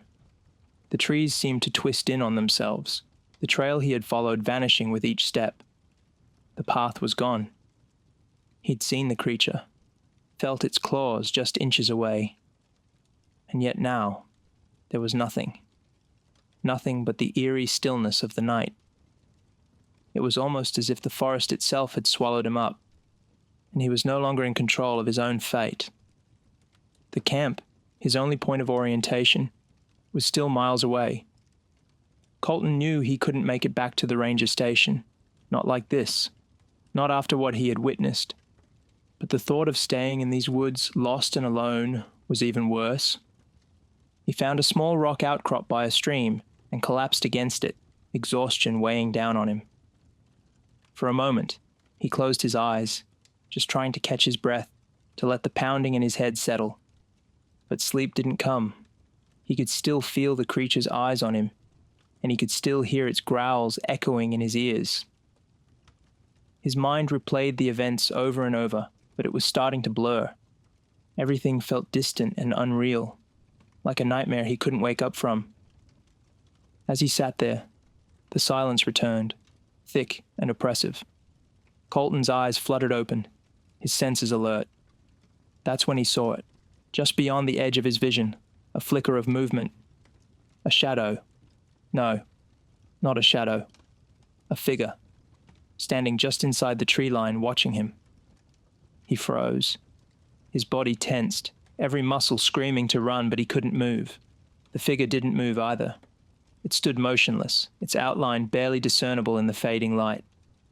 Colton's breath caught in his throat. Could it be the creature again? Was this some twisted game, some cruel trick of the mind? His hand went to his sidearm, but he stopped himself. There was no point. He already knew. His father's warnings, the stories from the old-timers, they had all been true. The creature, whatever it was, didn't play by the rules. It didn't care about guns or traps or anything human. It was a part of the land, older than the trees themselves, and it could disappear as easily as it appeared. The figure slowly took a step forward. Colton could see it clearer now, but his mind refused to process what it was. The outline, the shape, it was almost human, yet far too tall, too hunched, and far too unnatural. The figure's face, there was no face. It was an empty void, just a blur of darkness where eyes should have been. Then it spoke, not with words, but with a sound. A voice, but not a voice. An echo that reverberated in Colton's skull. A voice that rattled his very core. A whisper of something too old to comprehend. You were never meant to leave. The words weren't spoken aloud, but Colton heard them, felt them, deep inside his bones. The figure took another step forward, and Colton knew, without a doubt, that it was coming for him. But just as quickly as it had appeared, the figure vanished. Not a single trace. The trees were still, the night too quiet. The rustle of the wind in the leaves was the only sound now, but it wasn't comforting. It was hollow, as though the forest itself had died, leaving nothing behind but an echo of its former self. Colton didn't know what happened next. His eyes grew heavy, and the darkness around him seemed to close in, swallowing him whole. The last thing he remembered was the snap of twigs underfoot. Footsteps, slow and deliberate, as if the creature was circling. And then, the world went black. When Colton awoke, the sun was rising, casting a dull orange light through the trees. His head throbbed, his body aching, but there was no sign of the creature, no sign of the forest's twisted horror. For a moment, He thought maybe it had all been a dream. A terrible, fevered dream. But then he saw the gear. Scattered across the forest floor, just beyond the rock outcrop, were the belongings of the missing campers, packs, jackets, a half-burned fire pit. The same items Colton had seen at the previous campsite. But there were no bodies, no signs of a struggle, just the abandoned gear, scattered as if left in a hurry. Colton's chest tightened. He stood, unsteady, and stumbled toward the items. His breath hitched as his hands trembled, picking up a jacket. It was the same as the one worn by one of the missing campers, yet there was no body to go with it, no trace of where they had gone or why. He looked around, his heart sinking. The woods was still. The trees stood as silent sentinels, guarding the secrets that Colton would never understand. And then, just as he turned to leave, he heard it. Faint, but unmistakable. The sound of heavy breathing behind him, and the low, guttural growl that seemed to vibrate in his chest. Colton froze. The forest had not given him answers. It had only given him a taste of the terror that still lurked within its depths. And somewhere, deep within those woods, the creature waited.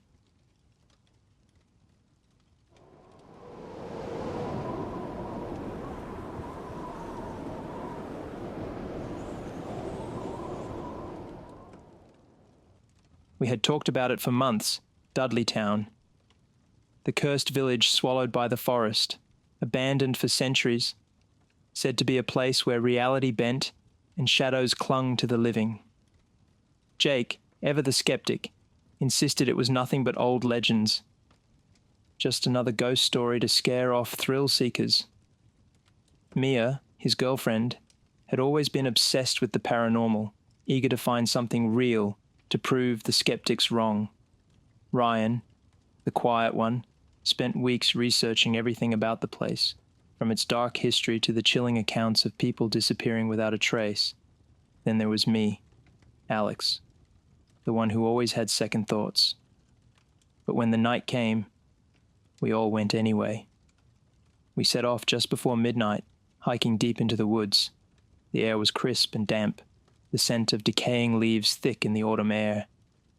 Our flashlights sliced through the darkness, illuminating the tangled undergrowth and the skeletal remains of trees, long dead. At first, everything felt normal. The path was easy to follow, the wind stirred the trees, and the distant sounds of night creatures filled the air. Then, all at once, the woods fell silent. Not gradually, instantly. The wind stopped. The rustling leaves stilled. No crickets, no owls, nothing. We stopped walking. The only sound was the distant crunch of dirt under our boots. "Do you hear that?" Ryan asked. Jake snorted. "I don't hear a damn thing." Exactly. The unease settled over us like a thick fog, but we pressed on. The deeper we went, the denser the trees seemed, the narrower the path became. It felt like the forest was closing in around us. Then Mia stopped short. "Guys, look." Up ahead, the faint outline of a bridge stretched over a shallow ravine. Old and weathered, the bridge looked like something out of a forgotten time, its wooden planks dark with age, its edges covered in creeping vines. It looked sturdy enough, but something about it felt off. Jake grinned. This must have been part of the old town. He stepped forward. Ryan grabbed his arm. "Wait. Do you see a bridge?" Jake scoffed. "It's right there." Mia's voice was tight. "I don't see anything." I hesitated. "Neither do I." A chill ran down my spine. Jake and Ryan saw a bridge. Mia and I saw nothing but empty air. Jake frowned, shining his flashlight over the ravine. His face paled. "No, it's right." He took a step forward, his foot hovering over nothing. Mia lunged and yanked him back. He stumbled, heart pounding. "There's no bridge," she hissed. Ryan's voice was quiet. "Then what the hell did we just see?" We didn't have an answer, but something in Dudleytown had just tried to make us walk off a cliff, and the night was far from over. None of us spoke for a long moment. The only sound was the wind sighing through the trees, soft, almost like a whisper, as if the forest itself had just exhaled. Jake, usually the first to make a joke, just stood there, staring at the empty air where the bridge should have been. His flashlight beam trembled in his hands. Ryan finally broke the silence. That was real. We both saw it. His voice was hoarse. Mia shook her head. No, you didn't. She turned her light toward the ravine. It's not there. It was never there. Jake swallowed hard. Then why the hell did I almost walk off it? No one had an answer. The silence around us stretched, unnatural, thick. It was the kind of silence that pressed against your ears, muting even your own breath. The forest felt different now. Darker, heavier, wrong. We should go back, I muttered. Ryan exhaled through his nose. We haven't even reached the ruins yet. Maybe we don't need to. Mia nodded quickly. Alex is right.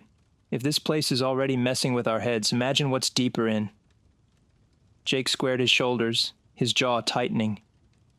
We came all this way, and now we're just gonna leave? Over one hallucination? Ryan looked back at the ravine, then at the twisting path ahead, barely visible in the dim glow of our flashlights. His hesitation was clear. Something inside me screamed to leave. But then, in the distance, a light, a small flickering glow, hovering in the air beyond the trees. It swayed slightly, like a lantern held by invisible hands. We all saw it. Mia gripped my arm. That's not real. That's not real. Jake squinted. Could be another hiker. Who the hell hikes here at night? Ryan muttered. As if in response, the light flickered and moved, drifting deeper into the trees. Not walking, just gliding. Jake took a step forward. Hello? The light paused, hovering, like it was waiting. Then it shot straight toward us. Mia screamed. I grabbed her arm and yanked her back as the light darted through the trees, faster than anything human. The air turned ice cold as it rushed past us, a blur of pale glow and shadow, before vanishing into the darkness. Then the silence came crashing back down. Ryan's voice was tight. We're leaving, now. No one argued. We turned, retracing our path, feet crunching against the brittle leaves, breath coming too fast. The air felt thicker, the shadows pressing against the edges of our flashlights. Then I noticed something. The trees were wrong. The trail ahead, the one we had just walked, didn't look the same anymore. The branches curled in unfamiliar shapes, the ground sloped differently, and the path seemed narrower than before. My stomach turned. Guys, this isn't the way we came. Mia spun around, her flashlight darting over the trees. No, we followed the same path. Jake muttered something under his breath, shaking his head. Ryan clenched his jaw. It doesn't matter. We keep moving. The four of us walked faster now, heads down, flashlights slicing through the thickening darkness. Then Mia grabbed my arm again, hard. Where's Jake? She whispered. I froze. Jake had been right in front of us. Seconds ago. We turned in frantic circles, our lights bouncing over the trees. He was gone. There had been no sound, no footsteps. One moment, he was walking ahead of us. The next, he had vanished. My chest tightened. Dudleytown doesn't let you leave the same way you came in. Somewhere in the trees, something was watching, and it had just taken one of us. Jake was gone. 1 second, he was right ahead of us. The next, nothing. No footsteps, no rustling leaves, no cry for help. Just gone. Mia's breathing hitched. We have to find him. Ryan swept his flashlight across the trees. Jake! His voice echoed, swallowed by the dense forest. Nothing answered. Jake! I called, louder this time. My voice cracked. Still, only silence. Mia took a frantic step forward, but I caught her wrist. Wait, what if... I swallowed, barely able to say the words. What if it's like the bridge? Ryan turned to me, eyes sharp. What? The hallucinations. The tricks. I forced myself to speak steadily. What if Jake is here, but we're not seeing him? Or what if... I hesitated. What if it's making us see something that's not him? Ryan's jaw clenched. He understood. Something in these woods was warping reality. Mia's hands trembled. We can't just leave him. We won't. Ryan's voice was firm, but his flashlight beam wavered slightly. We just have to be smart about it. Mia started forward again, but I pulled her back. We need to stick together. Whatever happens, no one separates. She hesitated, then nodded. We moved carefully, calling Jake's name, sweeping our lights through the trees. The forest was too still. Then, a sound. A crunch of leaves far ahead, faint, unsteady. Mia gasped. Jake? We aimed our lights toward the noise, and there, a figure stood between the trees. Relief flooded me, until I noticed the way Jake was standing. Too stiff, too still. His arms hung limply at his sides, his head tilted slightly like he was listening. I swallowed hard. Jake? He didn't move, didn't blink, just stood there. Ryan took a step forward. Dude, where did you go? We've been yelling for you. Still no reaction. Mia clutched my arm. Something's wrong. Ryan inched closer, his flashlight beam shaking. Jake? Finally he moved, not naturally. His body lurched forward, like a puppet with tangled strings. His head jerked upright, but his eyes were wrong. Vacant. Too wide. My stomach turned. That wasn't Jake. Mia must have realized it too, because she choked on a sob. That's not him. Ryan stepped back slowly, his breath coming fast. The thing that looked like Jake twitched. Then, in his voice, it said, "What's wrong?" But it was off, flat, like it was remembering how to speak. A horrible chill raced down my spine. Mia gripped my arm. Alex, we have to run. But Ryan shook his head, his eyes still locked on it. No. He took a slow breath. If we run, it'll chase us. My throat was dry. Then what do we do? Ryan didn't answer. The thing wearing Jake's face twitched again, then took another staggering step forward. Guys? The voice was hollow, like a recording played slightly too slow. Then it smiled. Not Jake's usual grin. Too wide. Too wrong. Run. The instinct slammed into me before I even realized I had moved. Mia and I turned and bolted. Ryan swore under his breath and followed. Jake was gone. 1 second, he was right ahead of us. The next, nothing. No footsteps, no rustling leaves, no cry for help. Just gone. Mia's breathing hitched. We have to find him. Ryan swept his flashlight across the trees. Jake! His voice echoed, swallowed by the dense forest. Nothing answered. Jake! I called, louder this time. My voice cracked. Still, only silence. Mia took a frantic step forward, but I caught her wrist. Wait, what if... I swallowed, barely able to say the words. What if it's like the bridge? Ryan turned to me, eyes sharp. What? The hallucinations, the tricks. I forced myself to speak steadily. What if Jake is here, but we're not seeing him? Or what if... I hesitated. What if it's making us see something that's not him? Ryan's jaw clenched. He understood. Something in these woods was warping reality. Mia's hands trembled. We can't just leave him. We won't. Ryan's voice was firm, but his flashlight beam wavered slightly. We just have to be smart about it. Mia started forward again, but I pulled her back. We need to stick together. Whatever happens, no one separates. She hesitated, then nodded. We moved carefully, calling Jake's name, sweeping our lights through the trees. The forest was too still. Then, a sound, a crunch of leaves far ahead, faint, unsteady. Mia gasped. Jake? We aimed our lights toward the noise, and there, a figure stood between the trees. Relief flooded me, until I noticed the way Jake was standing. Too stiff, too still. His arms hung limply at his sides, his head tilted slightly, like he was listening. I swallowed hard. Jake? He didn't move, didn't blink, just stood there. Ryan took a step forward. Dude, where did you go? We've been yelling for you. Still no reaction. Mia clutched my arm.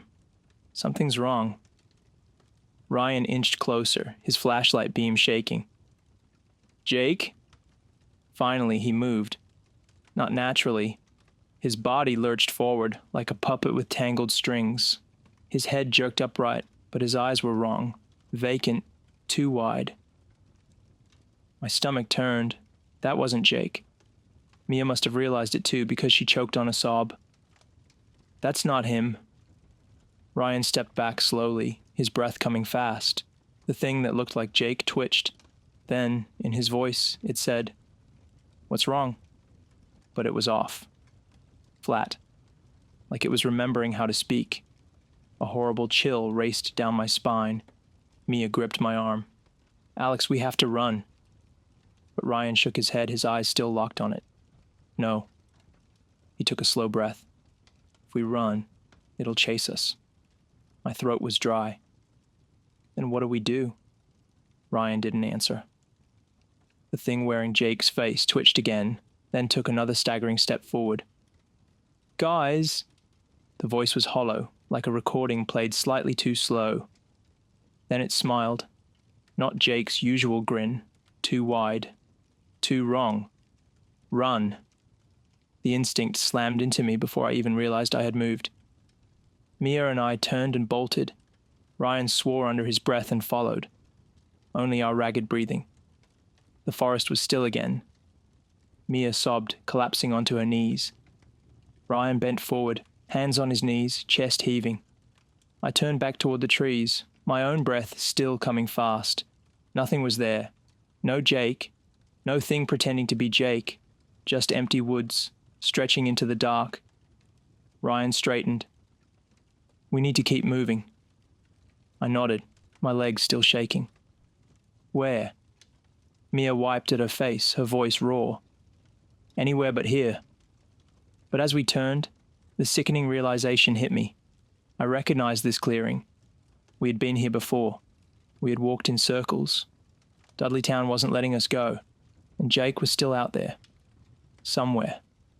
Maybe. Or maybe he had never been with us at all. We didn't talk for a while after we realized what had happened. We should have left, but we were too far in, too lost in the depths of whatever nightmare Dudleytown had wrapped itself around us. The clearing didn't look familiar, not at first. The trees were different, their shapes twisted like something out of a dream, their branches stretching out in ways that defied logic. But then I saw it. The stone wall, partially covered by vines and moss, barely visible in the dark. It was the same wall we had passed earlier, just outside the ravine. A sick feeling twisted in my stomach. I couldn't make sense of it. How had we ended up back here? We're going in circles, Mia muttered, her voice cracked and hoarse. Ryan didn't say anything. His gaze flickered from the ground to the trees, then to the wall, his flashlight beam shaking in his hand. I looked at him. We need to get out of here. But Ryan didn't move. He stood still for a moment, as if trying to gauge the air, the trees, the silence that enveloped us. Finally, he exhaled, the tension in his shoulders easing slightly. Keep calm. We're not giving up yet, he said, his voice low, as if trying to convince himself as much as the rest of us. But we were all shaken. We had seen too much, and Dudleytown was too deep in our heads to ignore. The woods weren't just playing tricks on us anymore. They were toying with us, pulling us further into their twisted grasp. Mia wiped her face, glancing at the trees nervously. "Where's Jake, Ryan? What do we do if we find him? What if that thing isn't him? What if he's—" She couldn't finish her thought. It hung in the air. A terrible possibility. I nodded, my throat dry. What if he's already gone? What if whatever took him is still out there, waiting? Ryan's jaw tightened. We stick together. We find a way out of this. No one gets separated. We stay focused. But I could tell he wasn't so sure anymore. None of us were. "Let's just keep moving," I said. "We have to find a way to get back to the road. It has to be close." Ryan's flashlight beam darted ahead, scanning the trees. The glow reflected off something in the distance. An outline. A structure? I squinted. "What's that?" Ryan started toward it without answering. Mia and I followed, our steps careful, eyes darting between the trees, listening for any movement. The darkness around us pressed tighter, colder, like 1,000 unseen eyes were watching. As we got closer, the shape solidified. An old building, crumbling and decayed, barely standing. The windows were boarded up, and the roof had collapsed in places, leaving gaping holes that let the sky peek through like cracks in a broken mirror. "This must be one of the old houses," Ryan murmured. I nodded, though a chill ran through me. Houses. It was hard to believe that anyone had lived here, much less thrived, in such a forsaken place. But the moment we stepped onto the property, the air changed. The temperature seemed to drop, and the forest around us grew even quieter, if that was possible. We all paused, feeling the shift. Ryan was the first to speak, his voice tight. "Do you feel that?" I could barely hear him. The silence was thick. The air was heavy with an unnatural pressure, like something was waiting, breathing with us. And then a sound, a low guttural growl. The hairs on the back of my neck stood up. It came from behind the house, a sound so primal that it felt like the earth itself had just growled. Like something ancient and wild was stirring, something that had been lying dormant for centuries. Mia gasped. "Did you hear that?" I nodded, trying to swallow the lump in my throat. "We need to move." But Ryan was already stepping forward. "That's not a regular animal," he muttered. "This place is messing with our heads. We've already seen too much." I felt my stomach churn. "Ryan, wait." But it was too late. He had already crossed the threshold of the house, stepping into the shadowed doorway. Mia hesitated, glancing at me before following him.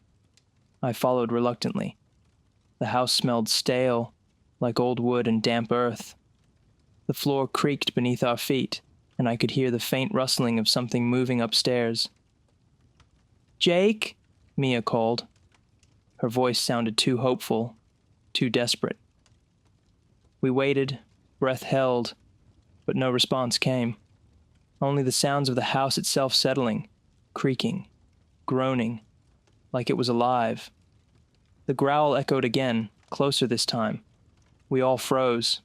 Then, a loud crash. Something fell, breaking through the silence with the force of an explosion. Mia yelped, stumbling backward into me. Ryan spun around. "Stay close!" We turned to the sound. It was coming from upstairs. The growl was louder now, mixed with something else, scraping, like claws against wood. Without a word, Ryan headed for the stairs. "We have to check it out." "Are you insane?" Mia gasped. "Stay here if you want," Ryan shot back, already halfway up the stairs. Mia and I exchanged a look, but we both knew we couldn't just let him go alone. We followed. The stairs creaked as we ascended, the house groaning around us, almost as if it were warning us to turn back. We reached the top, where the hallway stretched before us, dark and eerie. The only light came from the faint glow of Ryan's flashlight. The growl was closer now, and the scraping noise intensified. Ryan paused at a door at the end of the hall. His hand trembled as he reached for the knob, "Ryan, we don't know what's in there," Mia whispered. He ignored her, pushing the door open. The hinges screamed in protest. Inside, the room was a mess of old furniture, toppled over, and torn curtains. But in the far corner, something moved. It wasn't human. Its body was massive, covered in dark fur, claws scraping against the floor as it shifted in the shadows. It stood upright, taller than any man, but its eyes glowed with an eerie light, locking onto us with an intensity that sent a cold spike of fear through me. Mia gasped. "What the hell is that?" Ryan didn't have time to answer. The thing moved with terrifying speed, lunging toward us. "Run!" Ryan shouted. We bolted. The house was alive with chaos now. The floor seemed to buckle beneath our feet as we scrambled back toward the stairs. The growls grew louder, mixed with shrill screeches. We reached the stairs, but the thing was already at the top, blocking our only way out. Ryan pulled us back into the hallway, and in that moment, I realized we weren't just dealing with a creature of the woods. This was something else. Something that had been waiting in the dark corners of Dudleytown for someone to come close enough. And we had just walked right into its trap. The thing blocking the stairs loomed in the darkness, its silhouette massive and unnatural. My breath caught in my throat as its glowing eyes flickered toward us, the dim light revealing the grotesque stretch of its limbs. Too long, too twisted. Its fingers, or claws, curled against the wooden railing, splintering it under its grip. Then it opened its mouth. The sound that followed wasn't a growl, nor a roar, but something worse, a distorted, gurgling imitation of human speech, a voice we recognized. "Ryan!" Mia screamed. Ryan yanked us back, slamming the nearest door shut as we stumbled into another room. The wood shuddered as something heavy struck the other side, claws raking against the surface. "We're trapped!" Mia gasped, backing away from the door. "Ryan, what the hell is that?" Ryan didn't answer. He was already scanning the room, looking for a way out. The window. It was the only option. "Help me!" he ordered, rushing toward it.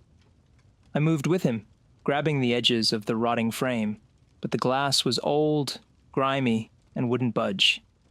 Outside, the trees swayed like whispering figures, their branches scratching against the roof. The ground was a long drop below, but we didn't have a choice. A loud crack splintered through the room, the doorframe caving under pressure. Mia sobbed as the wood snapped and bent inward, revealing glimpses of movement beyond it. Then something slithered through the crack. A hand, or what should have been one. The fingers were long, too many of them, stretching like writhing tendrils across the wood. It grasped blindly, searching. Ryan grabbed a chair and swung. The impact sent the thing recoiling with a sickening wet snap. "Move!" he shouted. With one final shove, the window gave way. The cold night air hit us as shattered glass rained down. Ryan went first, climbing onto the ledge. It was too high to jump safely. The slanted roof below was our only bet. "Hurry!" he urged, sliding himself down. The old shingles groaned under his weight, but he landed on the edge, steadying himself. I pushed Mia forward. "Go!" She hesitated only for a second before scrambling through. I followed, feeling the wind whip against me as I slid down beside her. Inside, the door finally gave. A guttural screech erupted as the creature forced its way in.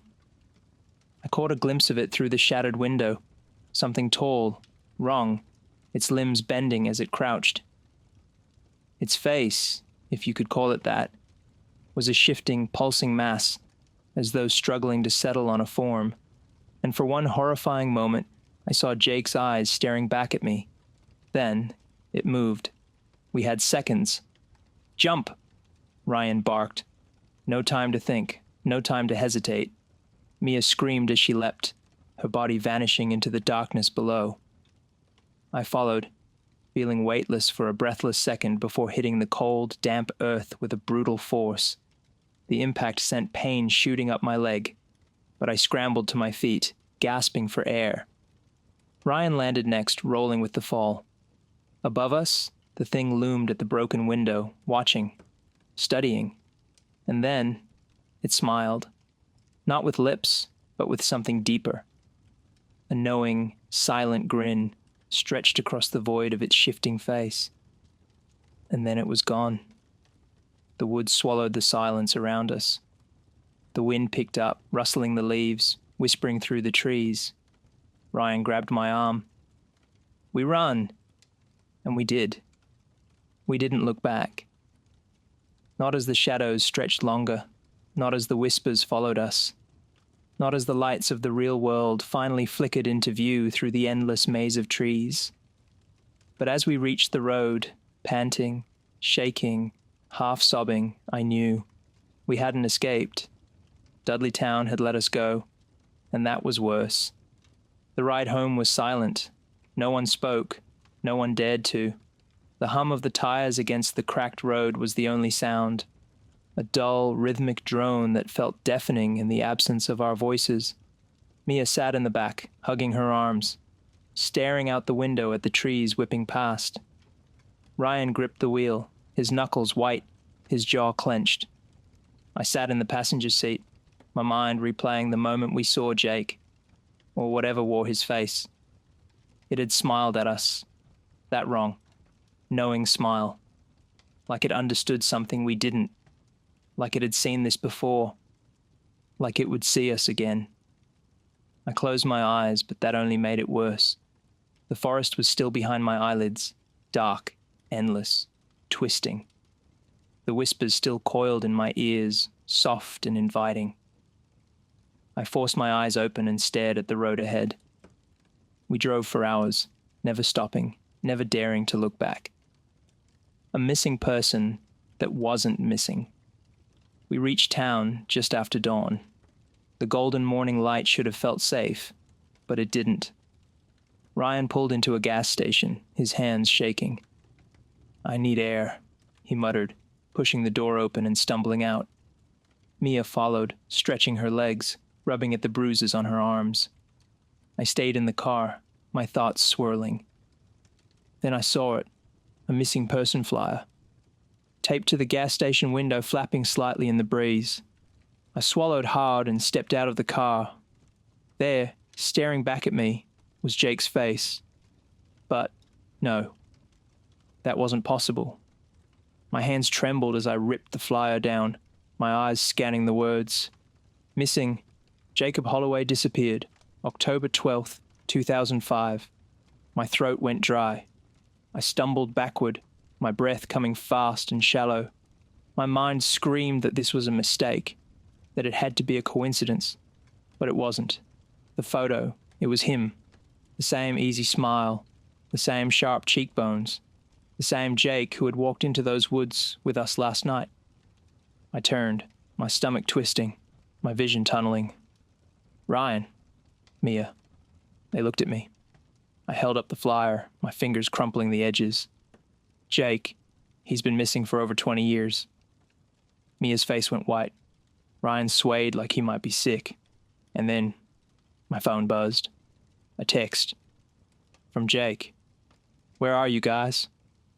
The same words we had heard in the woods. The same voice that wasn't really his. I dropped the phone. No one moved. No one spoke. And somewhere, deep in the back of my mind, I knew it wasn't over.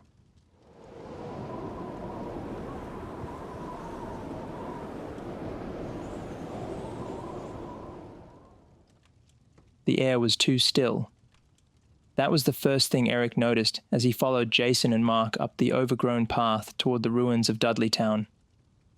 No wind rustled the trees, no insects chirped, not even the distant call of an owl. It was as if the forest itself was holding its breath. Jason, the leader of their little expedition, walked ahead, flashlights sweeping across the ground. "Come on, guys. It's just an abandoned settlement. The stories are all bullshit." Mark, trailing behind, pulled his hoodie tighter around himself. I don't know, man. This place gives me the creeps. Eric had agreed to come mostly out of curiosity. He didn't believe in curses, but the history of Dudleytown, an abandoned 18th century settlement with a reputation for disappearances and madness, was enough to make him uneasy. Still, he was with friends, and they were just out for a thrill. He was the kind of person who could laugh off spooky stories, right? The three of them had driven out from town, parked miles away to avoid unwanted attention, and hiked through the dense Connecticut woods under the cover of night. The air was damp, and the shadows seemed to stretch longer than they should have. As they neared their destination, Eric felt something shift in the atmosphere, a subtle but undeniable change. The trees seemed darker, their gnarled limbs twisting unnaturally overhead. The flashlight beams only stretched so far, as if the darkness was swallowing the light. The forest seemed to close in on them, as if warning them to turn back. Yet none of them spoke of it. They finally reached the crumbling foundation of what had once been a house. Only jagged stone walls remained, their edges smoothed by time. The forest had begun reclaiming it, vines crawling over the rocks, dead leaves gathering in the corners.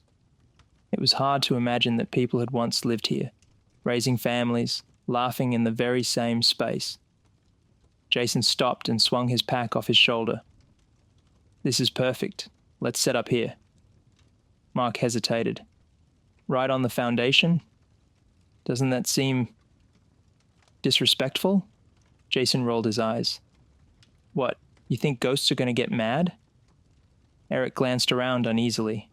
The atmosphere felt oppressive, but Jason's bravado kept the mood light. I'll take the corner, Eric said, dropping his bag and moving toward the edge of the stone structure, away from the heart of the ruins. He noticed the silence more acutely now, the absence of the usual forest sounds.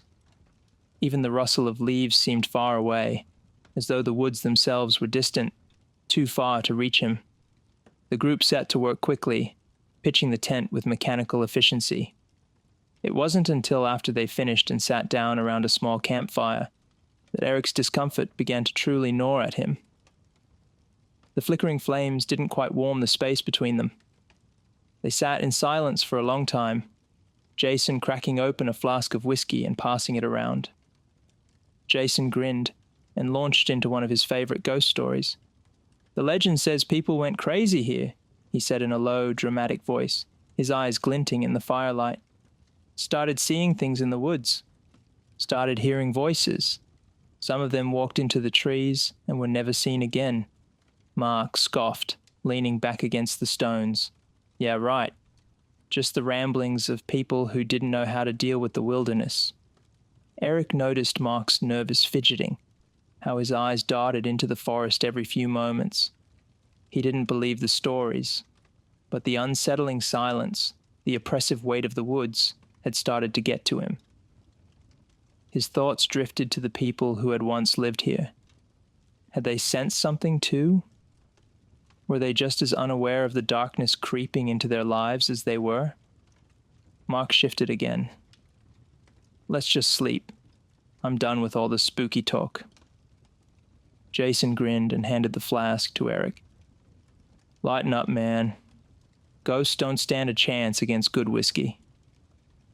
Eric hesitated before taking a small sip. He wasn't much of a drinker, but tonight felt different. He needed to dull the edge of his growing anxiety. They climbed into the tent after a while, the air growing colder as the minutes dragged on. The ground was uneven beneath them, rocks and roots poking through the thin fabric of the sleeping bags. The air inside the tent grew thick with tension.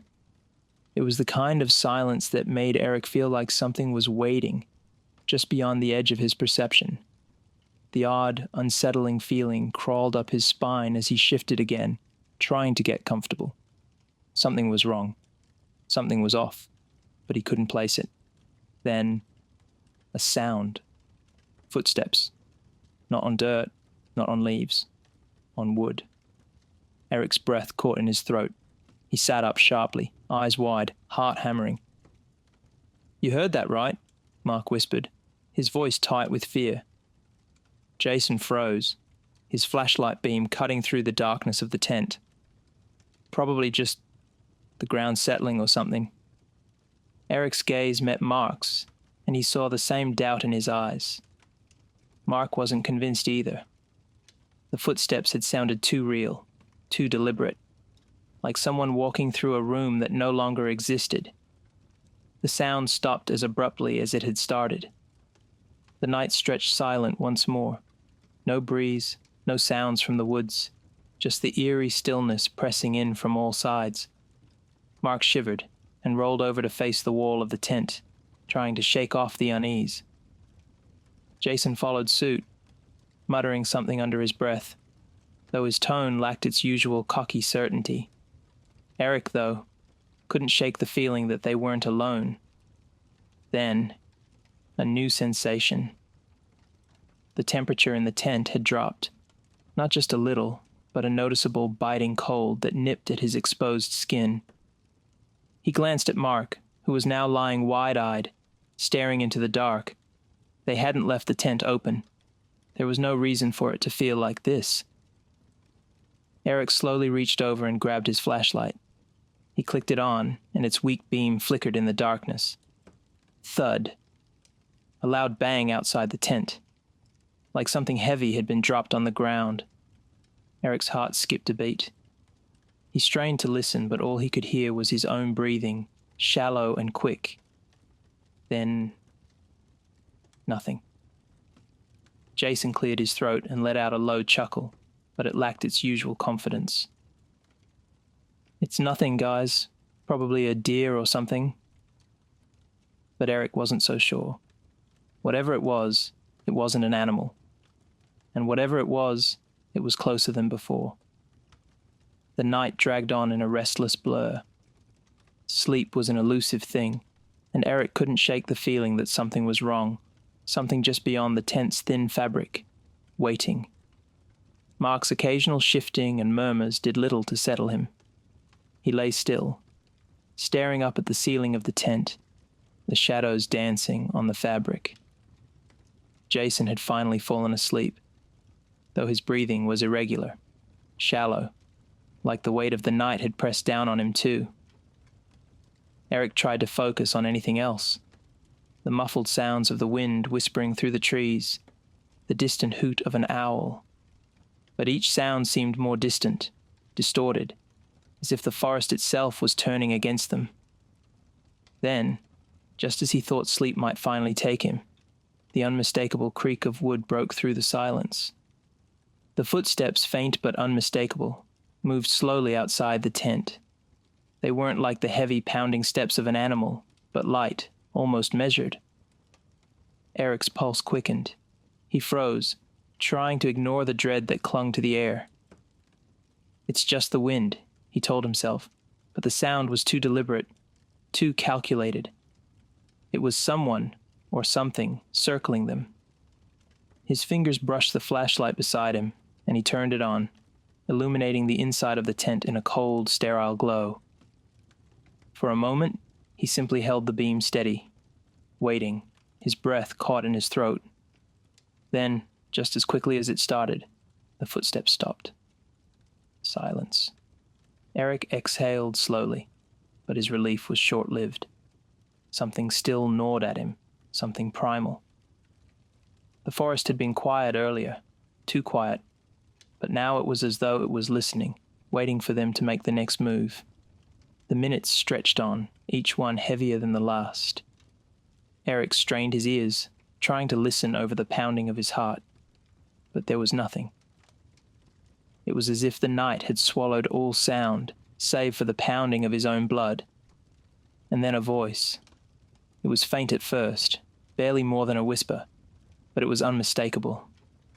The words didn't make sense, but the tone was unmistakable. It wasn't a human voice. It was wrong. Hollow. Eric stiffened, straining to hear. "Did you hear that?" Mark asked, his voice barely more than a breath. Eric could barely bring himself to speak, his mouth dry. Yeah, I heard it. Jason stirred from his side of the tent. What's going on? His voice was thick with sleep, but even in his grogginess, there was a note of concern. What are you guys talking about? Mark sat up, his eyes wide in the dim flashlight beam. The voice. It's like someone's whispering. Jason was instantly awake, the bravado slipping from his face. No way. This place is just messing with your heads. There's nothing out there. But Eric didn't believe him. He couldn't. The voice had sounded too real, too alive. Something was out there, and it wasn't human. They weren't alone. Without a word, Eric unzipped the tent and slid outside. The cold night air hit him with a jolt, and his breath fogged in front of him. The woods around him were still, eerily so. His eyes strained in the dark, searching for any sign of movement. The trees stood silent and unnaturally still, their branches twisted like the fingers of some long-dead corpse reaching up from the earth. Jason and Mark followed, stepping out into the cold. Jason cursed under his breath as he pulled his jacket tighter. What the hell, man? This is crazy. Mark was visibly nervous, glancing over his shoulder at every sound, every rustle of leaves. It's like something's watching us, he muttered. Eric's eyes darted to the ruins of the abandoned settlement. They had come here for a thrill, but now that thrill was turning into something darker. A heavy feeling hung in the air, pressing down on them like a vice. There's something wrong with this place, Eric murmured, more to himself than to the others.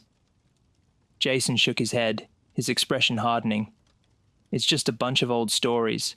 We're letting the place get to our heads. Let's get the hell out of here and head back to the car. But as Jason spoke, something caught Eric's eye. Near the edge of the ruins there was something moving. A shadow darting between the trees, too fast to be a person. It was dark, indistinct, but the shape was wrong, like it was made of darkness itself. Before Eric could say anything, the figure was gone, swallowed by the night. Did you see that? Eric asked urgently, his heart pounding in his chest. Jason turned toward him, face tight with irritation. See what? That shadow! It just moved. Mark stepped forward, his voice trembling. I didn't see anything. Are you sure? Eric took a deep breath. I'm sure. Something's out there. The three of them stood there, motionless, as the shadows seemed to grow deeper around them.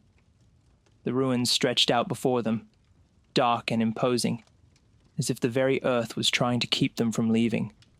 The sense of being watched was undeniable now. It was as if the forest itself had become a sentient, breathing entity, judging them. Let's just go, Jason said again, his voice now strained.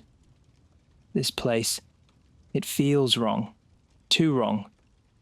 But just as they turned to leave, the whispering voice came again. Louder this time, closer, clearer. Get out! It wasn't a voice at all anymore. It was a command, a demand, and it was coming from everywhere. The hairs on the back of Eric's neck stood on end as the realization sank in. They weren't being watched by the trees or the shadows. They were being hunted. The whispering voice didn't fade.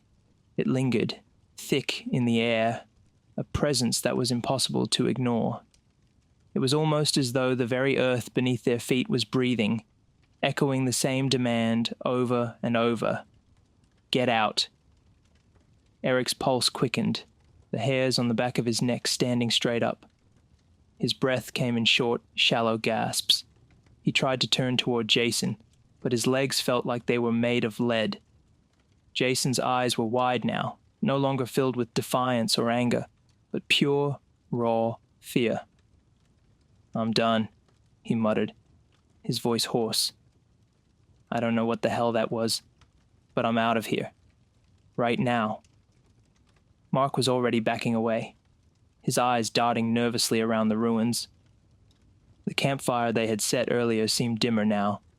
the shadows in the forest too thick and too deep. Eric glanced at the ruins, feeling like the stones were watching him, waiting for his next move. He had to leave. He knew that. But the voice, that strange, commanding voice, seemed to sink deeper into his bones with every passing second. Jason stepped forward, pushing past Eric. "We're getting the hell out of here now," he said firmly. "Don't care what's out there." But as the three of them turned, the forest seemed to shift. The trees groaned as though in protest, and a low rumble began to vibrate beneath their feet. The ground felt unstable, soft, like it might give way at any moment. Suddenly the ground beneath them cracked. The earth split open with a terrible sound like an old house settling. Eric stumbled back, his foot slipping on the uneven earth, and for a terrifying moment, he thought he might fall into the yawning chasm below. "God damn it, not now!" Jason hissed, pulling Mark back from the edge. Eric's heart thudded painfully in his chest as he steadied himself. He felt a strange pull from the edge of the crack, an unseen force, like a hand reaching out, beckoning him closer. "Let's go," Mark urged, his voice tight with fear. He was already walking backward, trying to distance himself from the crack. But there was something about the air, the way it had shifted, that held him in place. Eric shook his head, trying to clear his thoughts. He had seen things, heard things. Maybe it was just the fear playing tricks on him. It couldn't be real, but the air was thick with something that didn't belong. He looked down, and the crack in the earth seemed to shimmer, not in a natural way, but with a cold, unnatural glow. A faint red light flickered from within. Before Eric could speak, a noise erupted from the forest. A low growl, deep and guttural. It reverberated in his bones, a warning that came too late. Jason whipped around, eyes wide. What the hell was that? The growl came again, louder this time and closer. The trees creaked ominously and Eric's heart pounded in his chest. Then came the whisper. Louder now, as though it were directly in their ears. "Get out!" It wasn't a suggestion. It wasn't a warning. It was a command. The shadows in the forest seemed to shift, to move in the corner of Eric's vision. He wasn't imagining it. They were there, just out of the reach of the flashlight beams, like the darkness itself had taken form. Eric's breath hitched in his throat. He could feel them now, the eyes on him, watching him. He had never believed in curses, never in ghosts. But there was something in the woods now. Something ancient, something evil, and it wasn't ready to let them go. "Run!" Mark screamed, his face pale. "We need to get out of here!" Without another word, the three of them turned and bolted. The crack in the ground seemed to widen as they ran, the earth shuddering beneath their feet. They didn't stop, couldn't stop, their legs moving on instinct alone. But the growl followed them. Closer, closer still. It echoed in their ears, vibrating through the ground, rattling their bones. And then, the forest exploded into motion. A figure lunged from the trees, its silhouette barely visible in the darkness. It was tall, hunched, with limbs that seemed too long, too wrong. The air around it pulsed with a strange energy, an unnatural hum that made Eric's skin crawl. Jason screamed as he tried to dodge it, but the figure was too fast. Its movements were jerky, inhuman, like something that didn't belong in this world. Eric stumbled, barely managing to stay on his feet as he turned to see the thing closing in on them. He could feel the weight of it, the dread that it carried, closing in like a vice. The air itself seemed to freeze as the thing's eyes locked onto him. Eric could see them now, deep, hollow pits that glowed with an eerie light. They were watching him, studying him. And then, just as quickly as it had appeared, the thing was gone, disappearing back into the shadows, swallowed by the night. They didn't stop running. They didn't look back. The sound of their ragged breathing filled the air as they ran, the forest around them alive with strange, unsettling noises. And somewhere in the distance the growl rumbled again. But this time it wasn't a warning, it was a promise. They ran. The forest blurred around them, trees becoming indistinct shadows, branches grabbing at their clothes, pulling them back into the darkness. Every step felt heavier than the last, the ground beneath their feet shifting as though the earth itself was trying to swallow them whole. Eric's breath came in ragged gasps. His legs burned. His body screamed for rest, but there was no time. There was no safe place anymore. The growl rumbled through the woods once more, shaking the air, vibrating in his chest. It was closer now, so close that Eric could feel the weight of it, like a predator closing in on its prey. He glanced behind him, heart pounding. In the fleeting moments of moonlight, he caught a glimpse of the thing again, its silhouette too tall, too wide, its movements unnatural, jerking like a broken marionette. Its eyes glowed, faintly at first, but growing brighter, more intense. It was following them, tracking them, and it wasn't going to stop until they were in its grasp. "We need to split up," Jason gasped, his voice panicked. "We'll lose it if we split up." Eric barely heard him.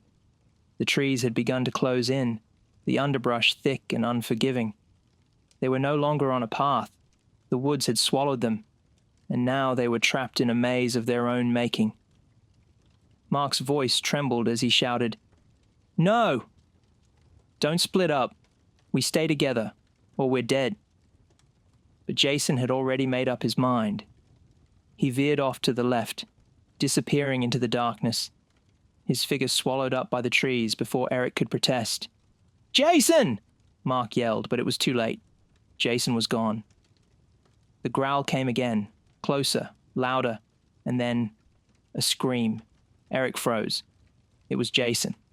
The sound was sharp, raw, full of terror. It echoed through the woods, cutting through the night air. And then there was nothing, only silence. The growl had ceased. "Jason!" Mark cried again, his voice breaking. Eric didn't need to say anything. They both knew they couldn't go after him. Whatever had taken Jason was too fast, too strong. It would only lead them to the same fate. "We have to keep moving," Eric said hoarsely, pulling Mark forward, his voice steady despite the panic clawing at his throat. "We need to get out of here. Now." But the woods had become something else. The trees seemed to shift, growing thicker around them, blocking their way. The air felt thick, oppressive, pressing down on their shoulders, as though the very forest itself was alive and angry. And then the whispers began again. "Get out." They were everywhere. The air hummed with them, coming from every direction, seeping into their ears, into their minds. The voice was no longer just a warning, it was a command. And this time, it wasn't alone. There were others, distant voices layered over one another, murmuring in unison. Eric's pulse raced. His eyes darted around, searching for an escape, but the woods seemed to close in tighter, every path leading to nowhere. "Mark," he whispered urgently, "we have to go." "The clearing, back the way we came." Mark nodded, fear written across his face. They turned and pushed through the underbrush, the eerie whispers growing louder, more insistent. The growl rumbled again, deep and menacing, reverberating through the trees. It wasn't just a sound anymore, it was a presence. It was everywhere. And then, from the corner of his eye, Eric saw something. A flash of movement, so quick it was almost imperceptible. It was tall, dark, and looming, and it was standing in the clearing ahead of them. "No," Eric muttered, his voice a shaky whisper. "No, no, no." The figure in the clearing wasn't just a shadow. It was a man, a tall, gaunt figure, its eyes glowing an unnatural red. The thing they had been running from, the thing that had killed Jason. It stepped forward, its movements slow and deliberate, like it was savoring their fear. The air grew colder, the temperature dropping so suddenly that Eric could see his breath in front of him. The whispers intensified, rising to a crescendo, a choir of voices calling out to them, urging them to stay, to fall under their spell. Eric's mind raced. This was it. This was the end. They were trapped. But then, in the distance, a new sound broke through the chaos. A loud crack. Then another. A voice, deep and booming, thundered from the woods. "Leave them be." The figure froze, its eyes flickering with an unknown emotion. For a moment, time seemed to stand still. Eric didn't know who had spoken or what had made the thing hesitate, but it was enough. Mark grabbed Eric's arm, pulling him backward, away from the thing, toward the edge of the clearing. They ran. They didn't stop.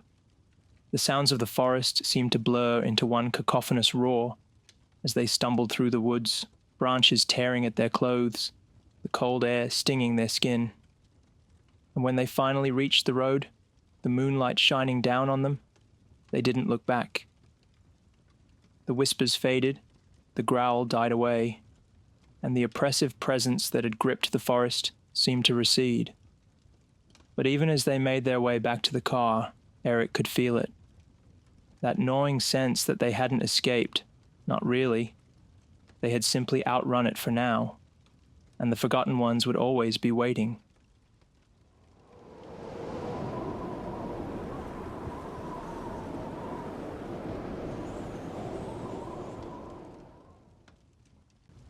I've read all the books.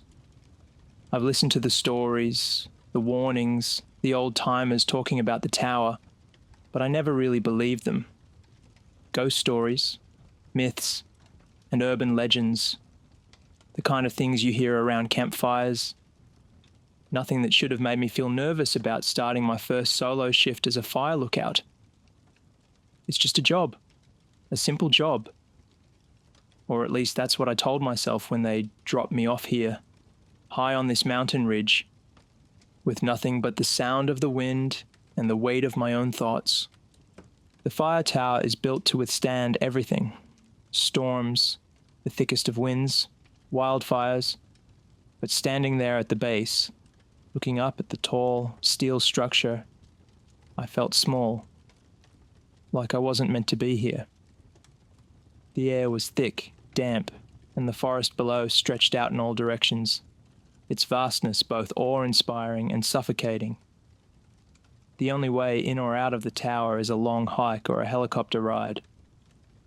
No one's coming up here unless they need something, and that something doesn't include company. As I made my way up the narrow, creaking steps that led to the small cabin perched at the top of the tower, I couldn't help but glance back down at the forest. The trees were a dark, endless sea, their silhouettes swaying gently in the wind. I'd heard the stories, the ones about strange noises in the night, the unexplainable things people had seen, the whispers about this very tower. They told me to take the rules seriously, but I thought they were just people who got lonely in the wilderness and let their minds wander too far. I didn't think much of it then. The cabin is small, just enough room for a cot, a table with a few maps scattered across it, and a radio that crackled to life when I flicked the switch. The walls are lined with faded yellowed papers listing rules and safety procedures. I glanced over them for the 100th time. 5 simple guidelines that were supposed to keep me safe. Rule number 1, never leave the cabin after dark. Rule number 2, do not make any sound when you hear knocking on the tower. Rule number 3, never look out over the ridge at midnight. Rule number 4, do not engage with any voice you hear calling your name. Rule number 5, never trust your own shadow.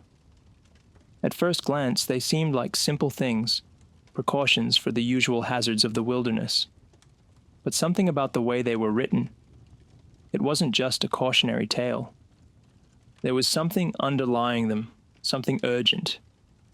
I settled into the cabin, unpacking my gear, trying to keep my mind busy. The first day had been calm. The view from the top of the tower was breathtaking, Endless green, the occasional flash of a bird or a deer darting through the trees, the sun sinking slowly behind the horizon. But as the light began to fade, so did the warmth of the day, leaving only the chill of the mountain air. The wind picked up, a constant rustling through the trees below, and that's when the first thing happened, the knocking. I remember sitting in the chair by the window, my feet up on the small table, thumbing through the logbook left by the previous lookouts. Most entries were routine, weather reports, notes on animal sightings, the occasional mention of strange noises. There was nothing to suggest anything out of the ordinary except one entry from a week ago. It was short, a simple sentence that made my stomach churn. Heard knocking again. Didn't open the door. Stay safe. I didn't think much of it at first. It had to be some animal, right? Something small and nocturnal, maybe a raccoon or a bear tapping against the walls. Maybe the wind. I told myself that.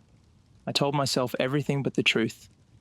The first knock came just after dusk, too soft to be heard over the wind at first, but then louder, sharper. A rhythmic tap, tap, tap against the tower. I froze, listening. The knocking came again, louder now, unmistakable. I glanced nervously at the door. It was so quiet otherwise, the kind of silence you don't realize you're in until it's broken. My heart rate sped up, but I kept my gaze fixed on the door, my hands sweating in my lap. Rule number 2 flashed in my mind. Do not make any sound when you hear knocking on the tower. I bit my lip and slowly leaned forward, trying to peer through the small window. But all I could see was the thick darkness of the forest below, shadows of the trees that stretched high into the night. I heard the knocking again, the rhythm growing louder, more urgent. My breath caught in my throat. I stood, frozen, trying to convince myself that it was just an animal. Just the wind. I hadn't seen anything unusual. But I was wrong. The knocking didn't stop. I remembered the rules. Rule number 2. Rule number 2. Do not make any sound when you hear knocking. I took a step away from the window, my heartbeat pounding in my ears, but I couldn't tear myself away from the door. I wanted to open it, to look outside, to see if something was really out there. But the rules, I couldn't. I wouldn't. The knocking stopped as abruptly as it had started. Silence. Deep, suffocating silence. I let out a breath I hadn't realized I was holding. I looked around the cabin, feeling suddenly aware of the weight of the solitude. The darkness outside was thick now, and the only sound was the wind howling through the trees. The clock on the wall ticked steadily. Minutes passed. An hour. 2. The radio crackled, breaking the silence. It was the park manager. His voice came through, warm but distant. Hey, Kyle. How's everything up there? Just wanted to check in. You're good to go, right? I glanced at the radio, then back at the door. The knocking had stopped, but the unease hadn't. I'm good, I replied, trying to sound normal, to hide the unease creeping into my voice. Good, good. Just remember the rules, Kyle. They're there for your safety. Don't take them lightly. See you tomorrow. The transmission ended, leaving me alone in the silence once more. The night felt heavier now, suffocating. The wind had died down, but the silence was worse than any storm. I sat back in the chair, staring at the window, trying to force my mind to relax. I told myself the knocking was nothing. It was just an animal. Maybe a branch brushing the tower. But deep down, I knew it wasn't that simple. Something wasn't right. And I hadn't even been here a full day. I glanced at the clock. Midnight was approaching. Rule number 3 came back to me. Never look out over the ridge at midnight. I didn't understand why at first, but now, with the knocking still fresh in my mind, the dread began to settle in. Midnight. The ridge. I wasn't sure what it meant, but I wasn't about to find out. I thought I could handle this. I thought I could do the job. But the longer I sat in that cabin, the more the weight of the rules pressed down on me. I wasn't sure what was out there, or what the knocking meant, but I wasn't about to test it. I wasn't alone here, not anymore, and I wasn't sure I was ever going to be. The night felt endless. I couldn't stop looking at the clock, each minute dragging by slower than the last. The knocking had stopped, but the unease remained, like a weight pressing down on my chest. The silence had returned, deep and suffocating. The wind outside had died, leaving the world outside to feel like a dead holding breath. I couldn't stop thinking about the rules. The 5 rules, burned into my mind. They told me they were for my safety, for my survival. But I didn't know if I believed that anymore. The first rule seemed simple enough at least. Never leave the cabin after dark. Okay, fine. That one was easy to follow. Who would want to leave a safe, warm cabin and head out into the cold, dark woods at night? But the other rules, they didn't make sense to me. They felt strange, unnatural, like the kind of thing someone says to keep you paranoid. But that knocking, it was real. I heard it, and it wasn't an animal. I couldn't explain it, and I didn't want to. The clock ticked away the hours. Midnight came and went without any sign of the ridge, but I stayed glued to the window, watching the dark expanse of the forest below. I wasn't sure why I was so drawn to it, why I kept staring at the thick trees and the blackness between them. I told myself I was just making sure nothing was moving, making sure there were no surprises waiting in the shadows. But that's not what it felt like. It felt like something was pulling me, calling me to the window. A soft whisper broke the silence. I jerked my head toward the door, straining my ears. It wasn't loud enough to be heard over the wind, but there it was. A voice. A whisper. Not the wind, not the trees. This voice came from the direction of the forest. My heart hammered in my chest. Don't engage with any voice you hear calling your name. I had to fight the instinct to open the door, to run outside and see who was there. But I knew the rules. I had no idea what was out there, or who. And whatever it wasn't worth finding out. The whispering stopped, but I could still feel the tension in the air, thick as smoke. I stood up slowly, trying to shake the feeling that the forest was somehow alive, that it was watching me, judging me. I tried to ignore it, to focus on the clock, the radio, anything else. But as the minutes passed, the shadows began to shift. At first I thought it was just my imagination, the kind of thing that happens when you're alone in a place this isolated for too long. But then, it happened again. I looked at the far corner of the room, where the shadows from the small table stretched across the floor. There was something wrong about them. They weren't moving with the same rhythm as the light. It wasn't the usual play of shadows created by the weak lamp on the table. They seemed off. They shifted unnaturally, twisting, contorting in ways they shouldn't have. I blinked, rubbed my eyes, and then looked again. There it was. A faint, almost imperceptible movement. The shadows seemed to stretch and shrink as though they were being pulled by some invisible force. But there was no breeze. There was nothing in the room that could explain it. Rule number 5 echoed in my mind. Never trust your own shadow. I turned away from the corner, my pulse quickening. I knew what it meant, but it didn't make sense. It wasn't possible, right? The shadows couldn't be alive. They couldn't move on their own. Still, I couldn't stop looking at them, watching as they stretched across the floor, reaching toward me. It felt like they were pulling me in, like I was supposed to follow them, to let them lead me. But I fought the urge. I had to focus, to stay calm. I took a few deep breaths, forcing myself to move away from the window, away from the corner where the shadows had been moving. But the unease never left. It clung to me, thick and suffocating, like the darkness itself had come alive in the cabin. The radio crackled to life again, breaking the silence. "Kyle? You there?" It was the park manager's voice again, distant and almost distant. "Just checking in. You holding up okay?"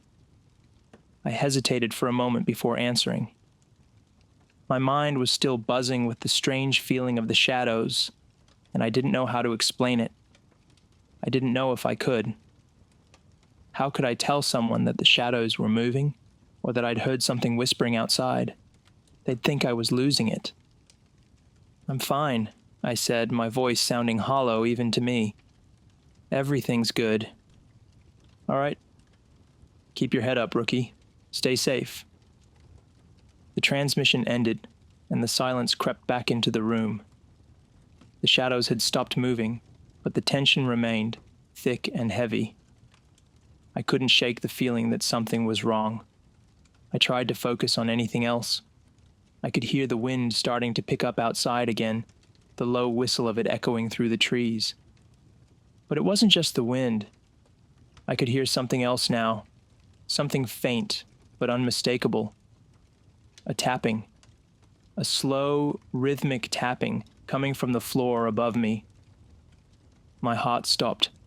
The sound wasn't coming from the walls this time. It was coming from above, from the very top of the tower. I froze. The knocking had started again, but this time it was louder, closer. And this time, it wasn't just on the walls. It was as if something, or someone, was walking above me, tapping on the metal floors as it made its way down. I gripped the edge of the table, my knuckles white. I didn't know what it was. I didn't know who it was, but I wasn't going up there. The clock ticked away the minutes. I stared at it, counting down the time. It felt like hours passed. The knocking stopped. I let out a breath I hadn't realized I was holding. It was quiet again. The kind of silence that feels louder than any noise. But just as I thought it was over, I heard something else. A voice. A deep, guttural sound. It was muffled, distant, but unmistakable. "Kyle?" My blood ran cold. The voice came from above, the same direction the knocking had come from. The wind howled again, louder than before. But it wasn't the wind. It was something else, something that made my stomach churn. "Kyle." The voice was closer now. It was speaking my name. My heart raced. I couldn't breathe. I wanted to scream, to run, to do anything but stay here. But I remembered the rules. Do not engage with any voice you hear calling your name. But it was too late. I had already heard it. The darkness outside felt heavier now, as if the very air was thickening with something I couldn't name. I hadn't slept in hours, my mind buzzing with every creak of the cabin and every whisper of the wind. The knocking had stopped, but the presence I felt outside, on the ridge, lingered. The voice from above still echoed in my mind, taunting me, and I couldn't shake the feeling that it was waiting for me to break, to give in. I kept thinking about rule number 3. Never look out over the ridge at midnight.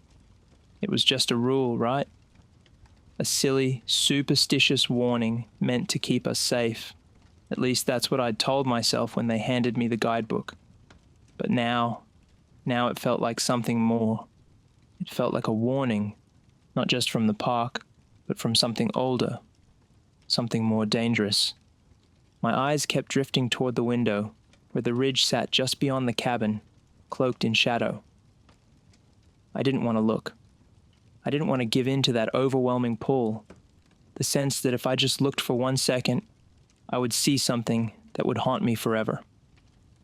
I had no reason to believe anything was out there.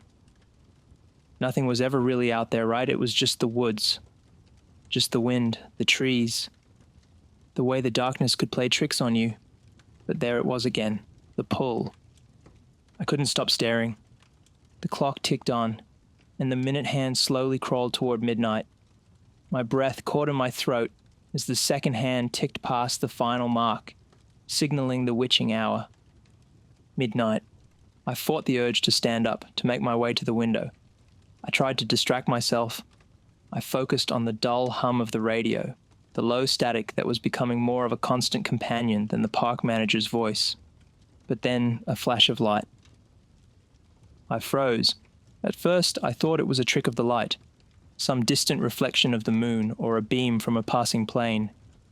But no, there was something out there. It wasn't the moon. It was a pale glow, like a lantern. I could see it clearly through the glass. A soft, unearthly light hovering just above the trees. And it wasn't moving like a normal light should. It stayed there, stationary, hanging above the ridge, casting an unnatural glow across the treetops. I stared at it, mesmerized by the strange luminescence. It felt like I was being drawn into its light, pulled toward it as though it were calling me. Rule number 3, never look out over the ridge at midnight. I had no choice. My hand was already on the window, the glass cold against my skin. I didn't think. I didn't reason. I just pressed my palm against the window and leaned closer, my breath fogging up the glass as I tried to see more clearly. The light was too bright, too powerful. It cast long shadows across the forest floor, making everything below it appear distorted, stretched. And that's when I saw it. A figure. It was standing just outside the glow, a silhouette of something. Not human. Tall, too tall, with arms that stretched far beyond what was natural. The figure didn't move. It just stood there, watching me. Or at least I thought it was watching me. My heart pounded in my chest. I knew I shouldn't be looking. I knew I had broken the rule. But I couldn't tear my eyes away. The figure seemed to sway, but it didn't move closer. It was as though it was waiting for something. And in that moment, I realized that it wasn't the figure that was watching me. It was the ridge, the land itself, as if the ground beneath my feet were alive, observing every movement, every breath. A soft, mocking laugh echoed through my head, the same voice that had called my name earlier. It wasn't outside, it wasn't in the room with me. It was in my mind. "Come closer," the voice whispered. I staggered back, shaking my head violently. No, I couldn't. I had to stay inside. I had to follow the rules. Never leave the cabin after dark. I spun around, my pulse racing, my thoughts in a frenzy. The rules had kept me alive so far. They had to be true, right? This thing, whatever it was, it didn't follow rules. It wanted me to break them. It was trying to make me go outside, to leave the safety of the cabin. I ran to the door, my heart slamming against my ribs. The radio crackled to life again, and for a moment, I thought it was the manager. But this wasn't his voice. This wasn't any human voice. It was the same voice that had called my name earlier, this time with a sense of urgency and hunger. "Kyle." The whisper was softer, almost a purr. It slid through the cracks in the cabin, as though it could slip past the walls and enter my mind. "You have to come. It's almost too late. You won't survive if you stay inside." I staggered back from the door. It was like I was trapped in a nightmare, unable to wake up. Every part of me screamed to open the door, to run. But then I remembered the 5th rule: never trust your own shadow. I turned around quickly, my eyes darting to the floor. There, in the dim light of the cabin, I could see my shadow stretched out across the wooden floor. But it wasn't just my shadow. It was distorted, twisted. The arms were longer, the figure contorted. The outline of my body was off too. It looked like something was standing behind me, mirroring every movement I made. It was impossible. I took a step back, my breath coming in shallow gasps. My shadow didn't move with me. It stayed behind, unmoving, like it was frozen in place. I reached for the flashlight, my hands shaking. The beam of light cut through the darkness, landing on my shadow. But the moment it touched it, the shadow seemed to ripple, like ink in water. It writhed and stretched, then snapped back into its original position, like a rubber band being pulled and released. I wasn't alone. I wasn't just being watched from outside. The entity, the force, it was here with me, inside. I turned back toward the window, but the light from the ridge had disappeared. The forest was black again, swallowed up by the night. It was over. Or was it? The fear gnawed at me, the uncertainty. Something was coming. I needed to follow the rules. But would it be enough to survive the night? The night felt impossibly still. My heartbeat, which had once raced in terror, now pounded with a hollow rhythm in my ears. I couldn't shake the feeling that something was closing in, something ancient and unfathomable that was just beyond my reach. I couldn't tell if it was outside the cabin or if it had already crept in, surrounding me like an invisible fog. I gripped the flashlight tighter, my fingers white-knuckling the cold metal, the beam flickering every now and then, as though even the light itself was scared. My shadow still stretched unnaturally across the floor, and every time I moved, it followed, twisting with a life of its own. I could feel the weight of it, like it was pressing against me, as though something was tethered to me, something that wasn't quite me. I couldn't look at it any longer. I forced my gaze back to the walls, the radio still crackling faintly in the background, the unsettling static almost mocking me. I was trapped. I had to follow the rules. But what was I supposed to do when the rules themselves seemed like the things that were keeping me from safety? When the very things I was supposed to rely on were the ones pushing me toward madness? Rule number 1, never leave the cabin after dark. But I had already broken that one. Rule number 2, do not make any sound when you hear knocking on the tower. But the knocking hadn't come back. Not yet, at least. Rule number 3, never look out over the ridge at midnight. I had done that. I had looked, and I had seen something I shouldn't have. Rule number 4, do not engage with any voice you hear calling your name. I had already heard it, and I had fought the urge to answer. Rule number 5, never trust your own shadow. And now my shadow wasn't even my own. I stumbled back, dropping the flashlight in my panic. It rolled across the floor, the beam flickering on the edges of the walls, but I didn't dare bend down to retrieve it. It felt as though if I moved even 1 inch, I would be pulled into the void, consumed by whatever force lurked outside. The radio crackled again. It wasn't the manager. It wasn't a human voice. "Kyle," the voice was back. That same whisper, laced with something cruel, something that made the hairs on the back of my neck stand at attention. It was softer this time, closer. No, not closer. Inside. It had moved past the walls, through the cracks, slithering into the room with me. "Come closer." I slammed my hands over my ears, trying to block it out, but the voice wormed its way deeper, echoing in my skull. The cabin felt smaller now, the walls closing in on me, suffocating me with the pressure of something I couldn't explain. Every inch of the place felt wrong, like it was warping under some unseen force. I couldn't take it anymore. I needed to get out, but I knew what would happen if I opened the door. If I stepped outside into the wilderness, into the darkness, I'd be lost. That was the lure of it, the voice, the shadows, the pull toward the ridge. But I couldn't stay here either. I couldn't let the shadows swallow me. I picked up the flashlight, forcing myself to calm down. The beam was steady now, the light pushing against the darkness. The sound of my breathing seemed too loud, too desperate in the silence, but I forced myself to move toward the back window. Outside, everything was still. The ridge was silent, the trees swaying gently in the wind. But I knew better now. I had seen what was out there, and the things I had seen weren't normal. They weren't just tricks of the light or figments of my tired mind. There was something waiting, something watching.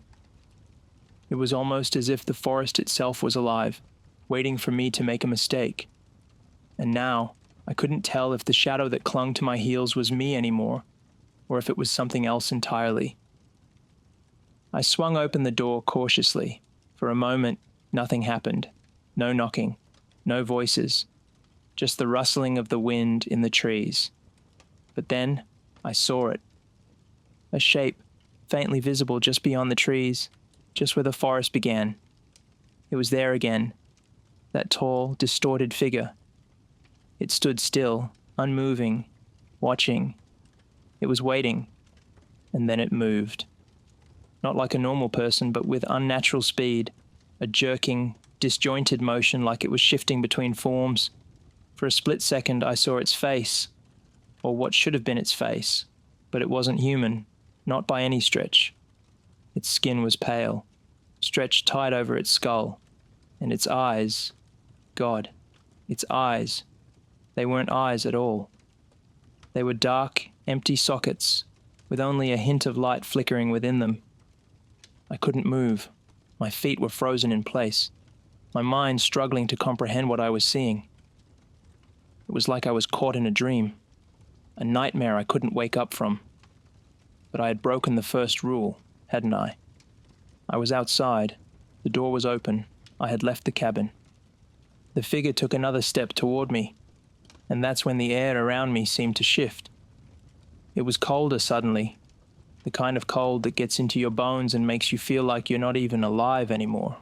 It wasn't the wind. It wasn't natural. And then I heard it, more knocking. But this time, it wasn't coming from the tower. It was coming from behind me. I whirled around, flashlight trembling in my hand. The knocking came again, louder, closer. Each sound was deliberate, spaced out, as though it was coming from something larger, something that wasn't human. I backed up slowly, keeping my eyes on the figure at the edge of the forest. Its head tilted to one side, the empty sockets locking with mine. The knocking continued, louder now. With every thud, I felt my resolve slipping away, like the force behind the sound was reaching inside me, pulling me apart. I looked down at the floor, at my shadow. It was no longer just a shadow, but had taken shape. It wasn't mine anymore. And then I understood. The shadow wasn't following me. It was leading me. And the worst part? It wanted me to go toward the knocking.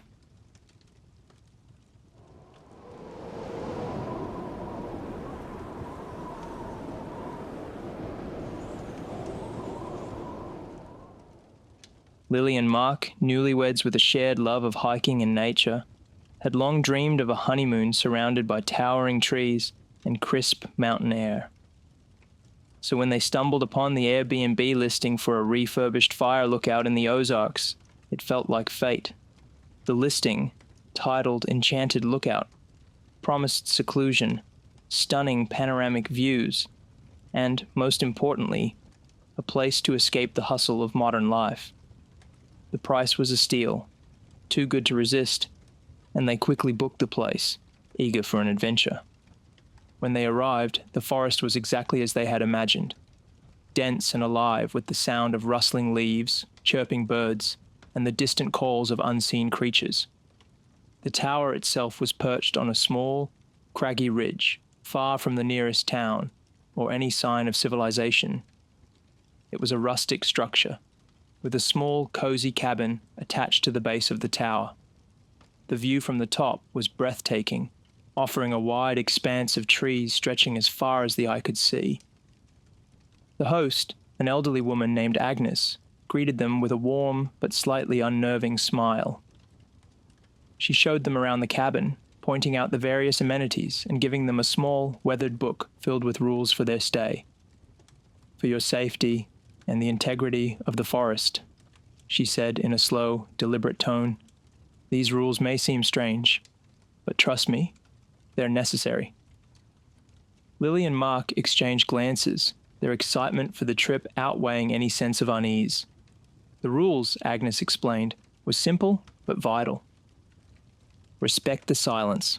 Keep noise to a minimum, especially at night. The forest is sacred, and loud sounds disturb its balance. Stay within boundaries. Do not venture beyond the marked trails. The wilderness is unpredictable, and there are places better left undisturbed. No fires after dusk. Extinguish all fires by sunset. The flames attract unwanted attention. Avoid the eastern ridge. The ridge is sacred ground. Trespassing is forbidden and will not end well. Never. Gaze at midnight. If you wake up at midnight, keep your eyes closed until dawn. Trust me, you'll understand when the time comes. Lily chuckled, brushing off the oddities of the rules. A little superstitious, huh? She murmured, but Agnes only smiled tightly, nodding. Just follow the rules, dear. It's for your own good. With that, Agnes left them to enjoy their stay, and Lily and Mark went to explore their new surroundings. The forest, with its towering pines and thick underbrush, felt like a different world, untouched and ancient.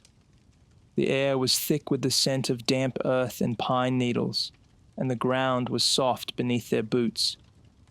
As the sun dipped low on the horizon, the temperature dropped, and a quiet chill filled the air. They retreated back to the lookout cabin, where Mark started a small fire in the hearth. They made dinner, talked about their life together, and reveled in the tranquility of their surroundings. However, as night descended fully, the peacefulness of the forest began to feel strangely suffocating. The sounds of the animals grew quieter, and the wind picked up, rustling the trees with an eerie intensity. Lily felt a shiver creep down her spine as she glanced at the dark silhouette of the tower, stretching into the night sky. Sitting by the fire, Mark seemed unfazed, but Lily couldn't shake the feeling that they weren't alone. "Do you feel that?" she asked, her voice hushed. Mark looked at her quizzically. "Feel what?" "The presence," she whispered. "Like we're being watched." Mark laughed, dismissing her unease. "It's just your imagination, hon. It's so quiet out here. You're just not used to it." But Lily couldn't shake the feeling. Something about the stillness felt off, as if the entire forest was holding its breath. It wasn't long before the wind died down, leaving the forest in an unnerving silence. Suddenly, there was a knock on the door. Mark froze, his smile fading. "Did you hear that?" Lily nodded, her heart pounding. She opened her mouth to speak but stopped herself. "It sounded like it came from the door," she whispered. A second knock came, louder this time. "Who's there?" Mark called out, standing up cautiously. No answer. Lily's hand instinctively reached for the small, leather-bound book Agnes had given them, the one filled with rules. As she flipped it open, she saw that the first rule was staring back at her, bold and clear. Respect the silence. Lily felt a sinking feeling in her stomach. She closed the book and stood up. "We need to follow the rules," she said, her voice trembling. Mark hesitated. "But there's someone out there." Another knock, followed by the sound of something scraping against the door. "That's not normal," Mark muttered, his voice low. The silence that followed was suffocating. The knocking stopped, but Lily could feel the presence at the door. Something was out there, waiting, listening. They both knew the rules had to be followed, but as the minutes stretched on, it felt like the forest itself was waiting for them to break the silence. The cabin was silent now, save for the occasional crackle of the fire. But that silence was heavy, pregnant with tension. Lily sat on the edge of the couch, her fingers gripping the fabric of her hoodie as she tried to ignore the cold dread creeping into her chest. The knock had come once more, followed by that deep, guttural scrape against the door, a sound that wasn't natural. Her heartbeat thudded in her ears as she glanced at Mark, who was still staring at the door. "I don't think I can take much more of this," Mark muttered. his voice a strained whisper. He paced back and forth across the room, unable to sit still for long. His boots echoed on the wooden floorboards with every step, amplifying the unsettling silence that enveloped them. Lily nodded slowly, though she couldn't bring herself to speak. What had been a quiet, almost serene evening had rapidly transformed into something much darker. The isolation of the lookout tower had taken on a more sinister edge as the knocking continued. She tried to focus on the book she had pulled from the shelf earlier, reading over Rule 3 once again. Never venture past the ridge at midnight. It was almost midnight now. The clock on the wall seemed to tick louder with each passing second. She had no idea what Rule 3 meant. What was waiting beyond the ridge? Was it connected to the knocking? Was it connected to the strange sense that they were not alone? Mark glanced at her, frustration evident on his face. Are you sure this is the right thing to do? I'm telling you, someone or something is out there. We can't just sit here and wait for it to come inside. Lily felt a chill run down her spine. Her instinct screamed at her not to open the door, to not confront whatever force was lurking just beyond their cabin. She had read the rules, and every fiber of her being told her to trust them. We have to stay quiet, she said softly. We can't break the rules, Mark. Her voice trembled with the weight of her own fear. She had been hiking in remote places before, but there had always been a sense of security, the knowledge that she could turn back, that the path would lead to safety. But this was different. The very air felt oppressive, and the sound of the knocking seemed to reverberate in her bones. Mark scoffed, but there was a nervous edge to his laughter. You really think that's going to work? Just sitting here pretending like nothing's wrong? Before Lily could respond, the knocking came again. A sharp, insistent rapping on the door. This time, it seemed closer, as if the thing on the other side was pressing itself against the cabin, waiting. Her breath caught in her throat, and she instinctively shrank back. The sound was no longer a mere knock. It was a warning. Mark's eyes darted to the door, and for a moment, Lily thought he might act on his frustration. She could see it in the tension in his shoulders, in the way his hand twitched toward the door handle. But then, a soft murmur escaped his lips, something barely audible, almost as though he was trying to convince himself. Maybe it's just an animal, he said, though the uncertainty in his voice betrayed him. Lily didn't believe it. She had spent enough time in the woods to know the difference between an animal's sounds and something else entirely. This wasn't natural. Whatever was out there wasn't behaving like anything she had encountered before. The knock came again, but this time it was louder, almost urgent. Lily's pulse quickened as she stood up, her legs shaking beneath her. We can't ignore it anymore. We need to do what the rules say, she urged, her voice quivering. We need to stay silent. Mark shook his head in disbelief. You're not seriously suggesting we just stay quiet and hope this goes away, are you? I'm not going to let something get the best of us. He turned to face the door, determination in his eyes. Lily's heart sank. She knew exactly what was coming. She had read the rules, and the one thing they all had in common was clear: never engage. But Mark was already walking toward the door, his hand gripping the knob. There was no stopping him now. Lily rushed forward, grabbing his arm with a desperate plea. Mark, please, don't open the door. You don't know what's out there. For a brief moment, their eyes locked, and she could see the fear in his eyes. But it was quickly replaced with a steely resolve. We have to know, Lily. We can't just sit here. He wrenched himself free from her grasp and twisted the doorknob. The door creaked open, and a gust of cold wind howled into the cabin, carrying with it a stench that nearly made her gag. It was thick, rotten, like decay, and it filled the room in an instant. Lily recoiled, but Mark stood firm, his eyes scanning the empty porch. There was nothing there, no figure, no animal, nothing at all. The only sound was the wind rushing through the trees, and the distant, unnerving scrape of something against the wooden walls. But then, without warning, a voice, low, guttural, whispered from the shadows just beyond the edge of the porch. "Lily." Her blood froze. The voice, unmistakable in its haunting familiarity, sent a shiver down her spine.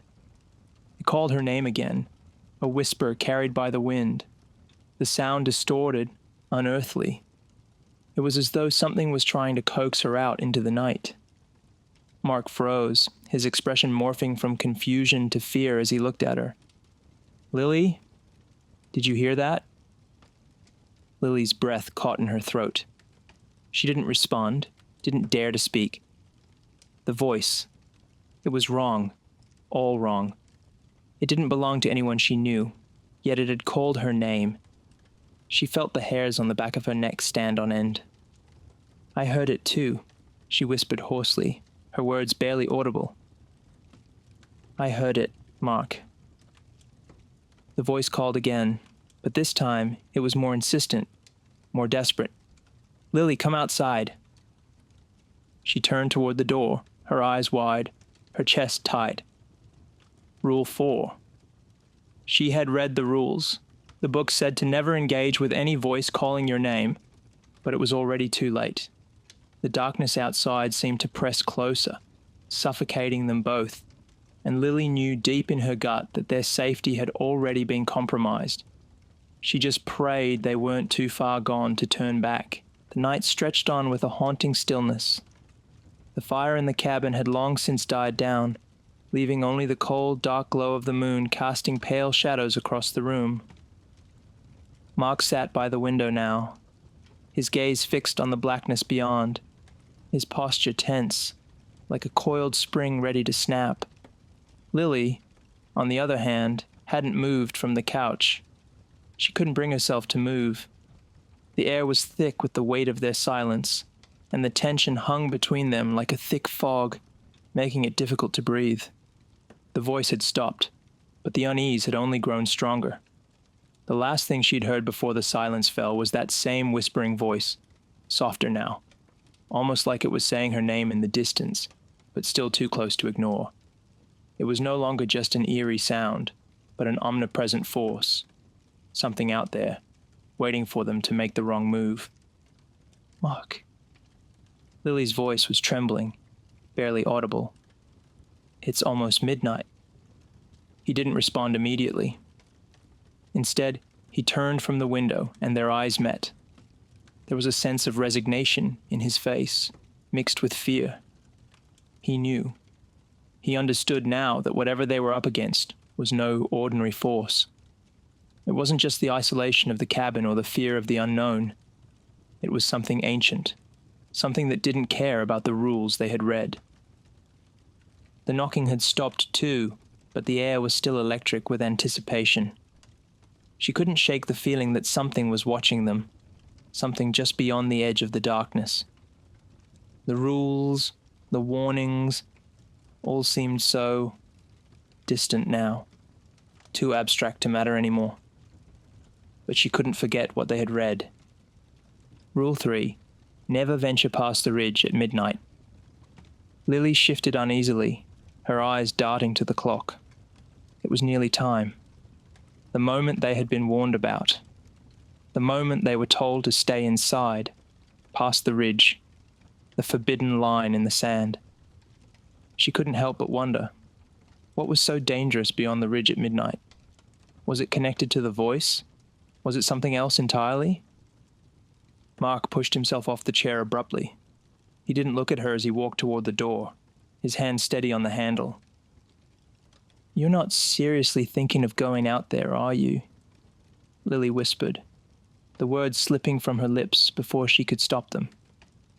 Mark didn't turn to her, but his voice was low, almost defeated. "I don't know what to believe anymore. We need to find out what's really going on out there. We can't just wait for something to happen." Lily stood up quickly, fear spiking through her veins. "Mark, please, don't. You heard the voice. You saw what happened when you opened the door. We have to stay inside. Please." He stopped in his tracks, his hand on the door handle, but he didn't turn to look at her. The silence stretched between them, thick with the weight of the moment. Then finally, he spoke. "I don't want to leave you alone, Lily," he said, his voice soft. "But if I don't go out there, if I don't find out what's really going on, we might never leave here. We might never make it out." Lily's breath caught in her throat as she tried to process his words. He was scared. She could see it in the set of his jaw, in the way his shoulders tensed. And yet, he still felt the need to go out there, to test whatever was waiting beyond the ridge. Lily wanted to scream at him to stay, to hold on to the last thread of their safety, but she was frozen in place. She had never felt more powerless in her life. Then, as if the darkness outside had heard his words, the wind picked up. A low howling moan echoed across the ridge, the sound so unnatural that it sent a shiver down her spine. She could feel the air press against her skin, thick and cold. Her heart pounded in her chest, urging her to stop him before it was too late. "Mark," she said, her voice barely above a whisper. "We don't know what's out there. Please, don't go." But it was too late. Mark opened the door, and the moment he did, the temperature dropped drastically. The air outside seemed to pulse with an eerie energy, as if the night itself was alive and watching them. Lily watched in horrified silence as Mark stepped out onto the porch, the door creaking shut behind him. He paused, his form silhouetted against the moonlight for a brief moment, before he turned and walked toward the edge of the ridge, disappearing into the darkness. Lily stood motionless, staring at the spot where he had been just moments before. Every instinct in her screamed for her to go after him, to drag him back into the safety of the cabin. But she didn't move. She couldn't. The air felt like it was pressing in on her from all sides. She turned back to the clock on the wall. The hands were ticking ever closer to midnight. The silence stretched on. The knocking had stopped, but now there was something else. A low, rhythmic thumping that seemed to reverberate from deep within the earth. It was faint at first, but it grew louder, more pronounced.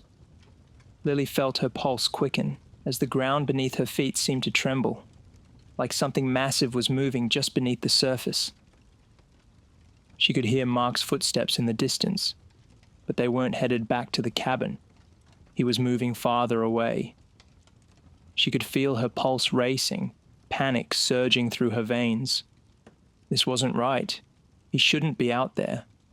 The ridge was the one place they were specifically told not to go. Was he even still alive? Her breath came in ragged gasps as she pressed herself against the door, listening intently. There was no sign of Mark. The rhythmic thumping grew louder, closer, and Lily felt the blood drain from her face. And then, just as the clock struck midnight, everything went still. The wind, the thumping, the very air around her seemed to hold its breath.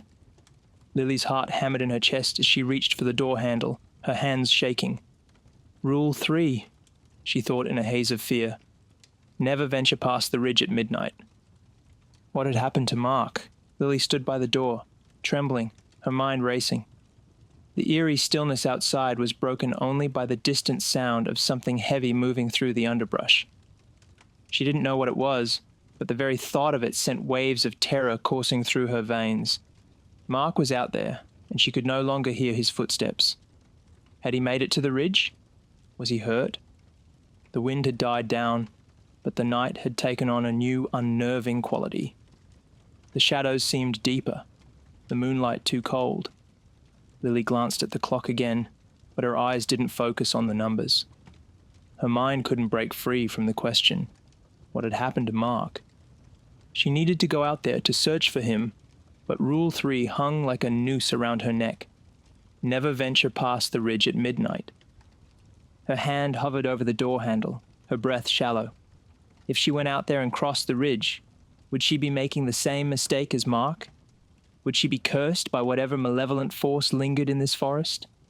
And if she stayed inside, would it be too late to save him? The clock ticked, Midnight was long gone now. A sudden creak from behind made Lily spin around.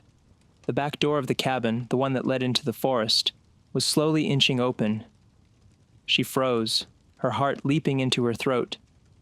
The wind was still, so it shouldn't have been moving on its own. Someone or something was out there. Her hands were clammy as she reached for the flashlight on the table. The beam of light cut through the darkness, casting long, eerie shadows across the room. She moved cautiously toward the door, every step measured, every breath shallow. But when she stepped into the entryway, her heart nearly stopped. Mark's figure was standing in the doorway. "Mark!" she whispered, her voice catching in her throat. Her mind screamed at her to run, but she stood frozen, staring at the silhouette that had returned from the woods. His outline was dark, almost indistinguishable from the shadows. But it was him. She could see the outline of his jacket, his boots, his face pale in the weak light. But something was off. He wasn't moving. She stepped forward slowly, her pulse thumping in her ears. "Mark, what happened? Where did you go? Why didn't you come back?" The figure didn't respond. Instead, Mark's body swayed slightly, as though he was caught in the wind. Lily's stomach churned. Something wasn't right. The tension in the room thickened. Then the door creaked again. From behind Mark, the shadows seemed to move, slither almost, like something alive, and they swept toward her, engulfing her vision. Her mind screamed, but her body refused to obey. Her feet were rooted to the ground, unable to step back, as a low, guttural growl rumbled through the space. It didn't come from Mark, but from behind him, from deep within the forest that had swallowed him. Suddenly, Mark's body lurched forward, collapsing in the doorway, his face now visible. His eyes were wide, empty, and devoid of life. There was no warmth in them, no recognition. "Lily!" The voice wasn't Mark's. It was distorted, twisted, as though it was someone or something mimicking him. The shadows enveloped her. The growl grew louder, more frantic. Her flashlight flickered, casting the briefest light on the thing that was standing just beyond the threshold. Lily screamed and stumbled backward, her hand landing on the door handle. She bolted into the cabin, locking it behind her. Her breath was ragged, every nerve on fire. She could still hear the growling, the whispers of Mark's name. But it wasn't him anymore. Whatever was outside was mimicking his voice. She spun around, searching for anything, any way to escape. She had read about things like this before. Shapeshifters, creatures that lived in the darkest corners of the world, stealing the faces of those they killed. Rule 4, never trust anything calling your name. But Mark had been calling her name. She had trusted him. She had ignored the warning in the past, and now she had to face the consequences. The knocking started again, this time at the windows. Tap, tap, tap. Loud enough to be heard over her racing heartbeat. Something was on the other side, trying to get in. But Lily couldn't look. She couldn't let her curiosity take hold. She had to survive. She had to trust the rules. She couldn't trust Mark. Lily collapsed against the far wall, gasping for air, her mind reeling. Her eyes darted toward the door, her hands still on the lock. She could hear the growling, closer now, still from outside, still behind the window, but now it seemed to echo around her, as if the darkness had completely surrounded the cabin. She thought she could hear the whispers of her own name again, coming from everywhere.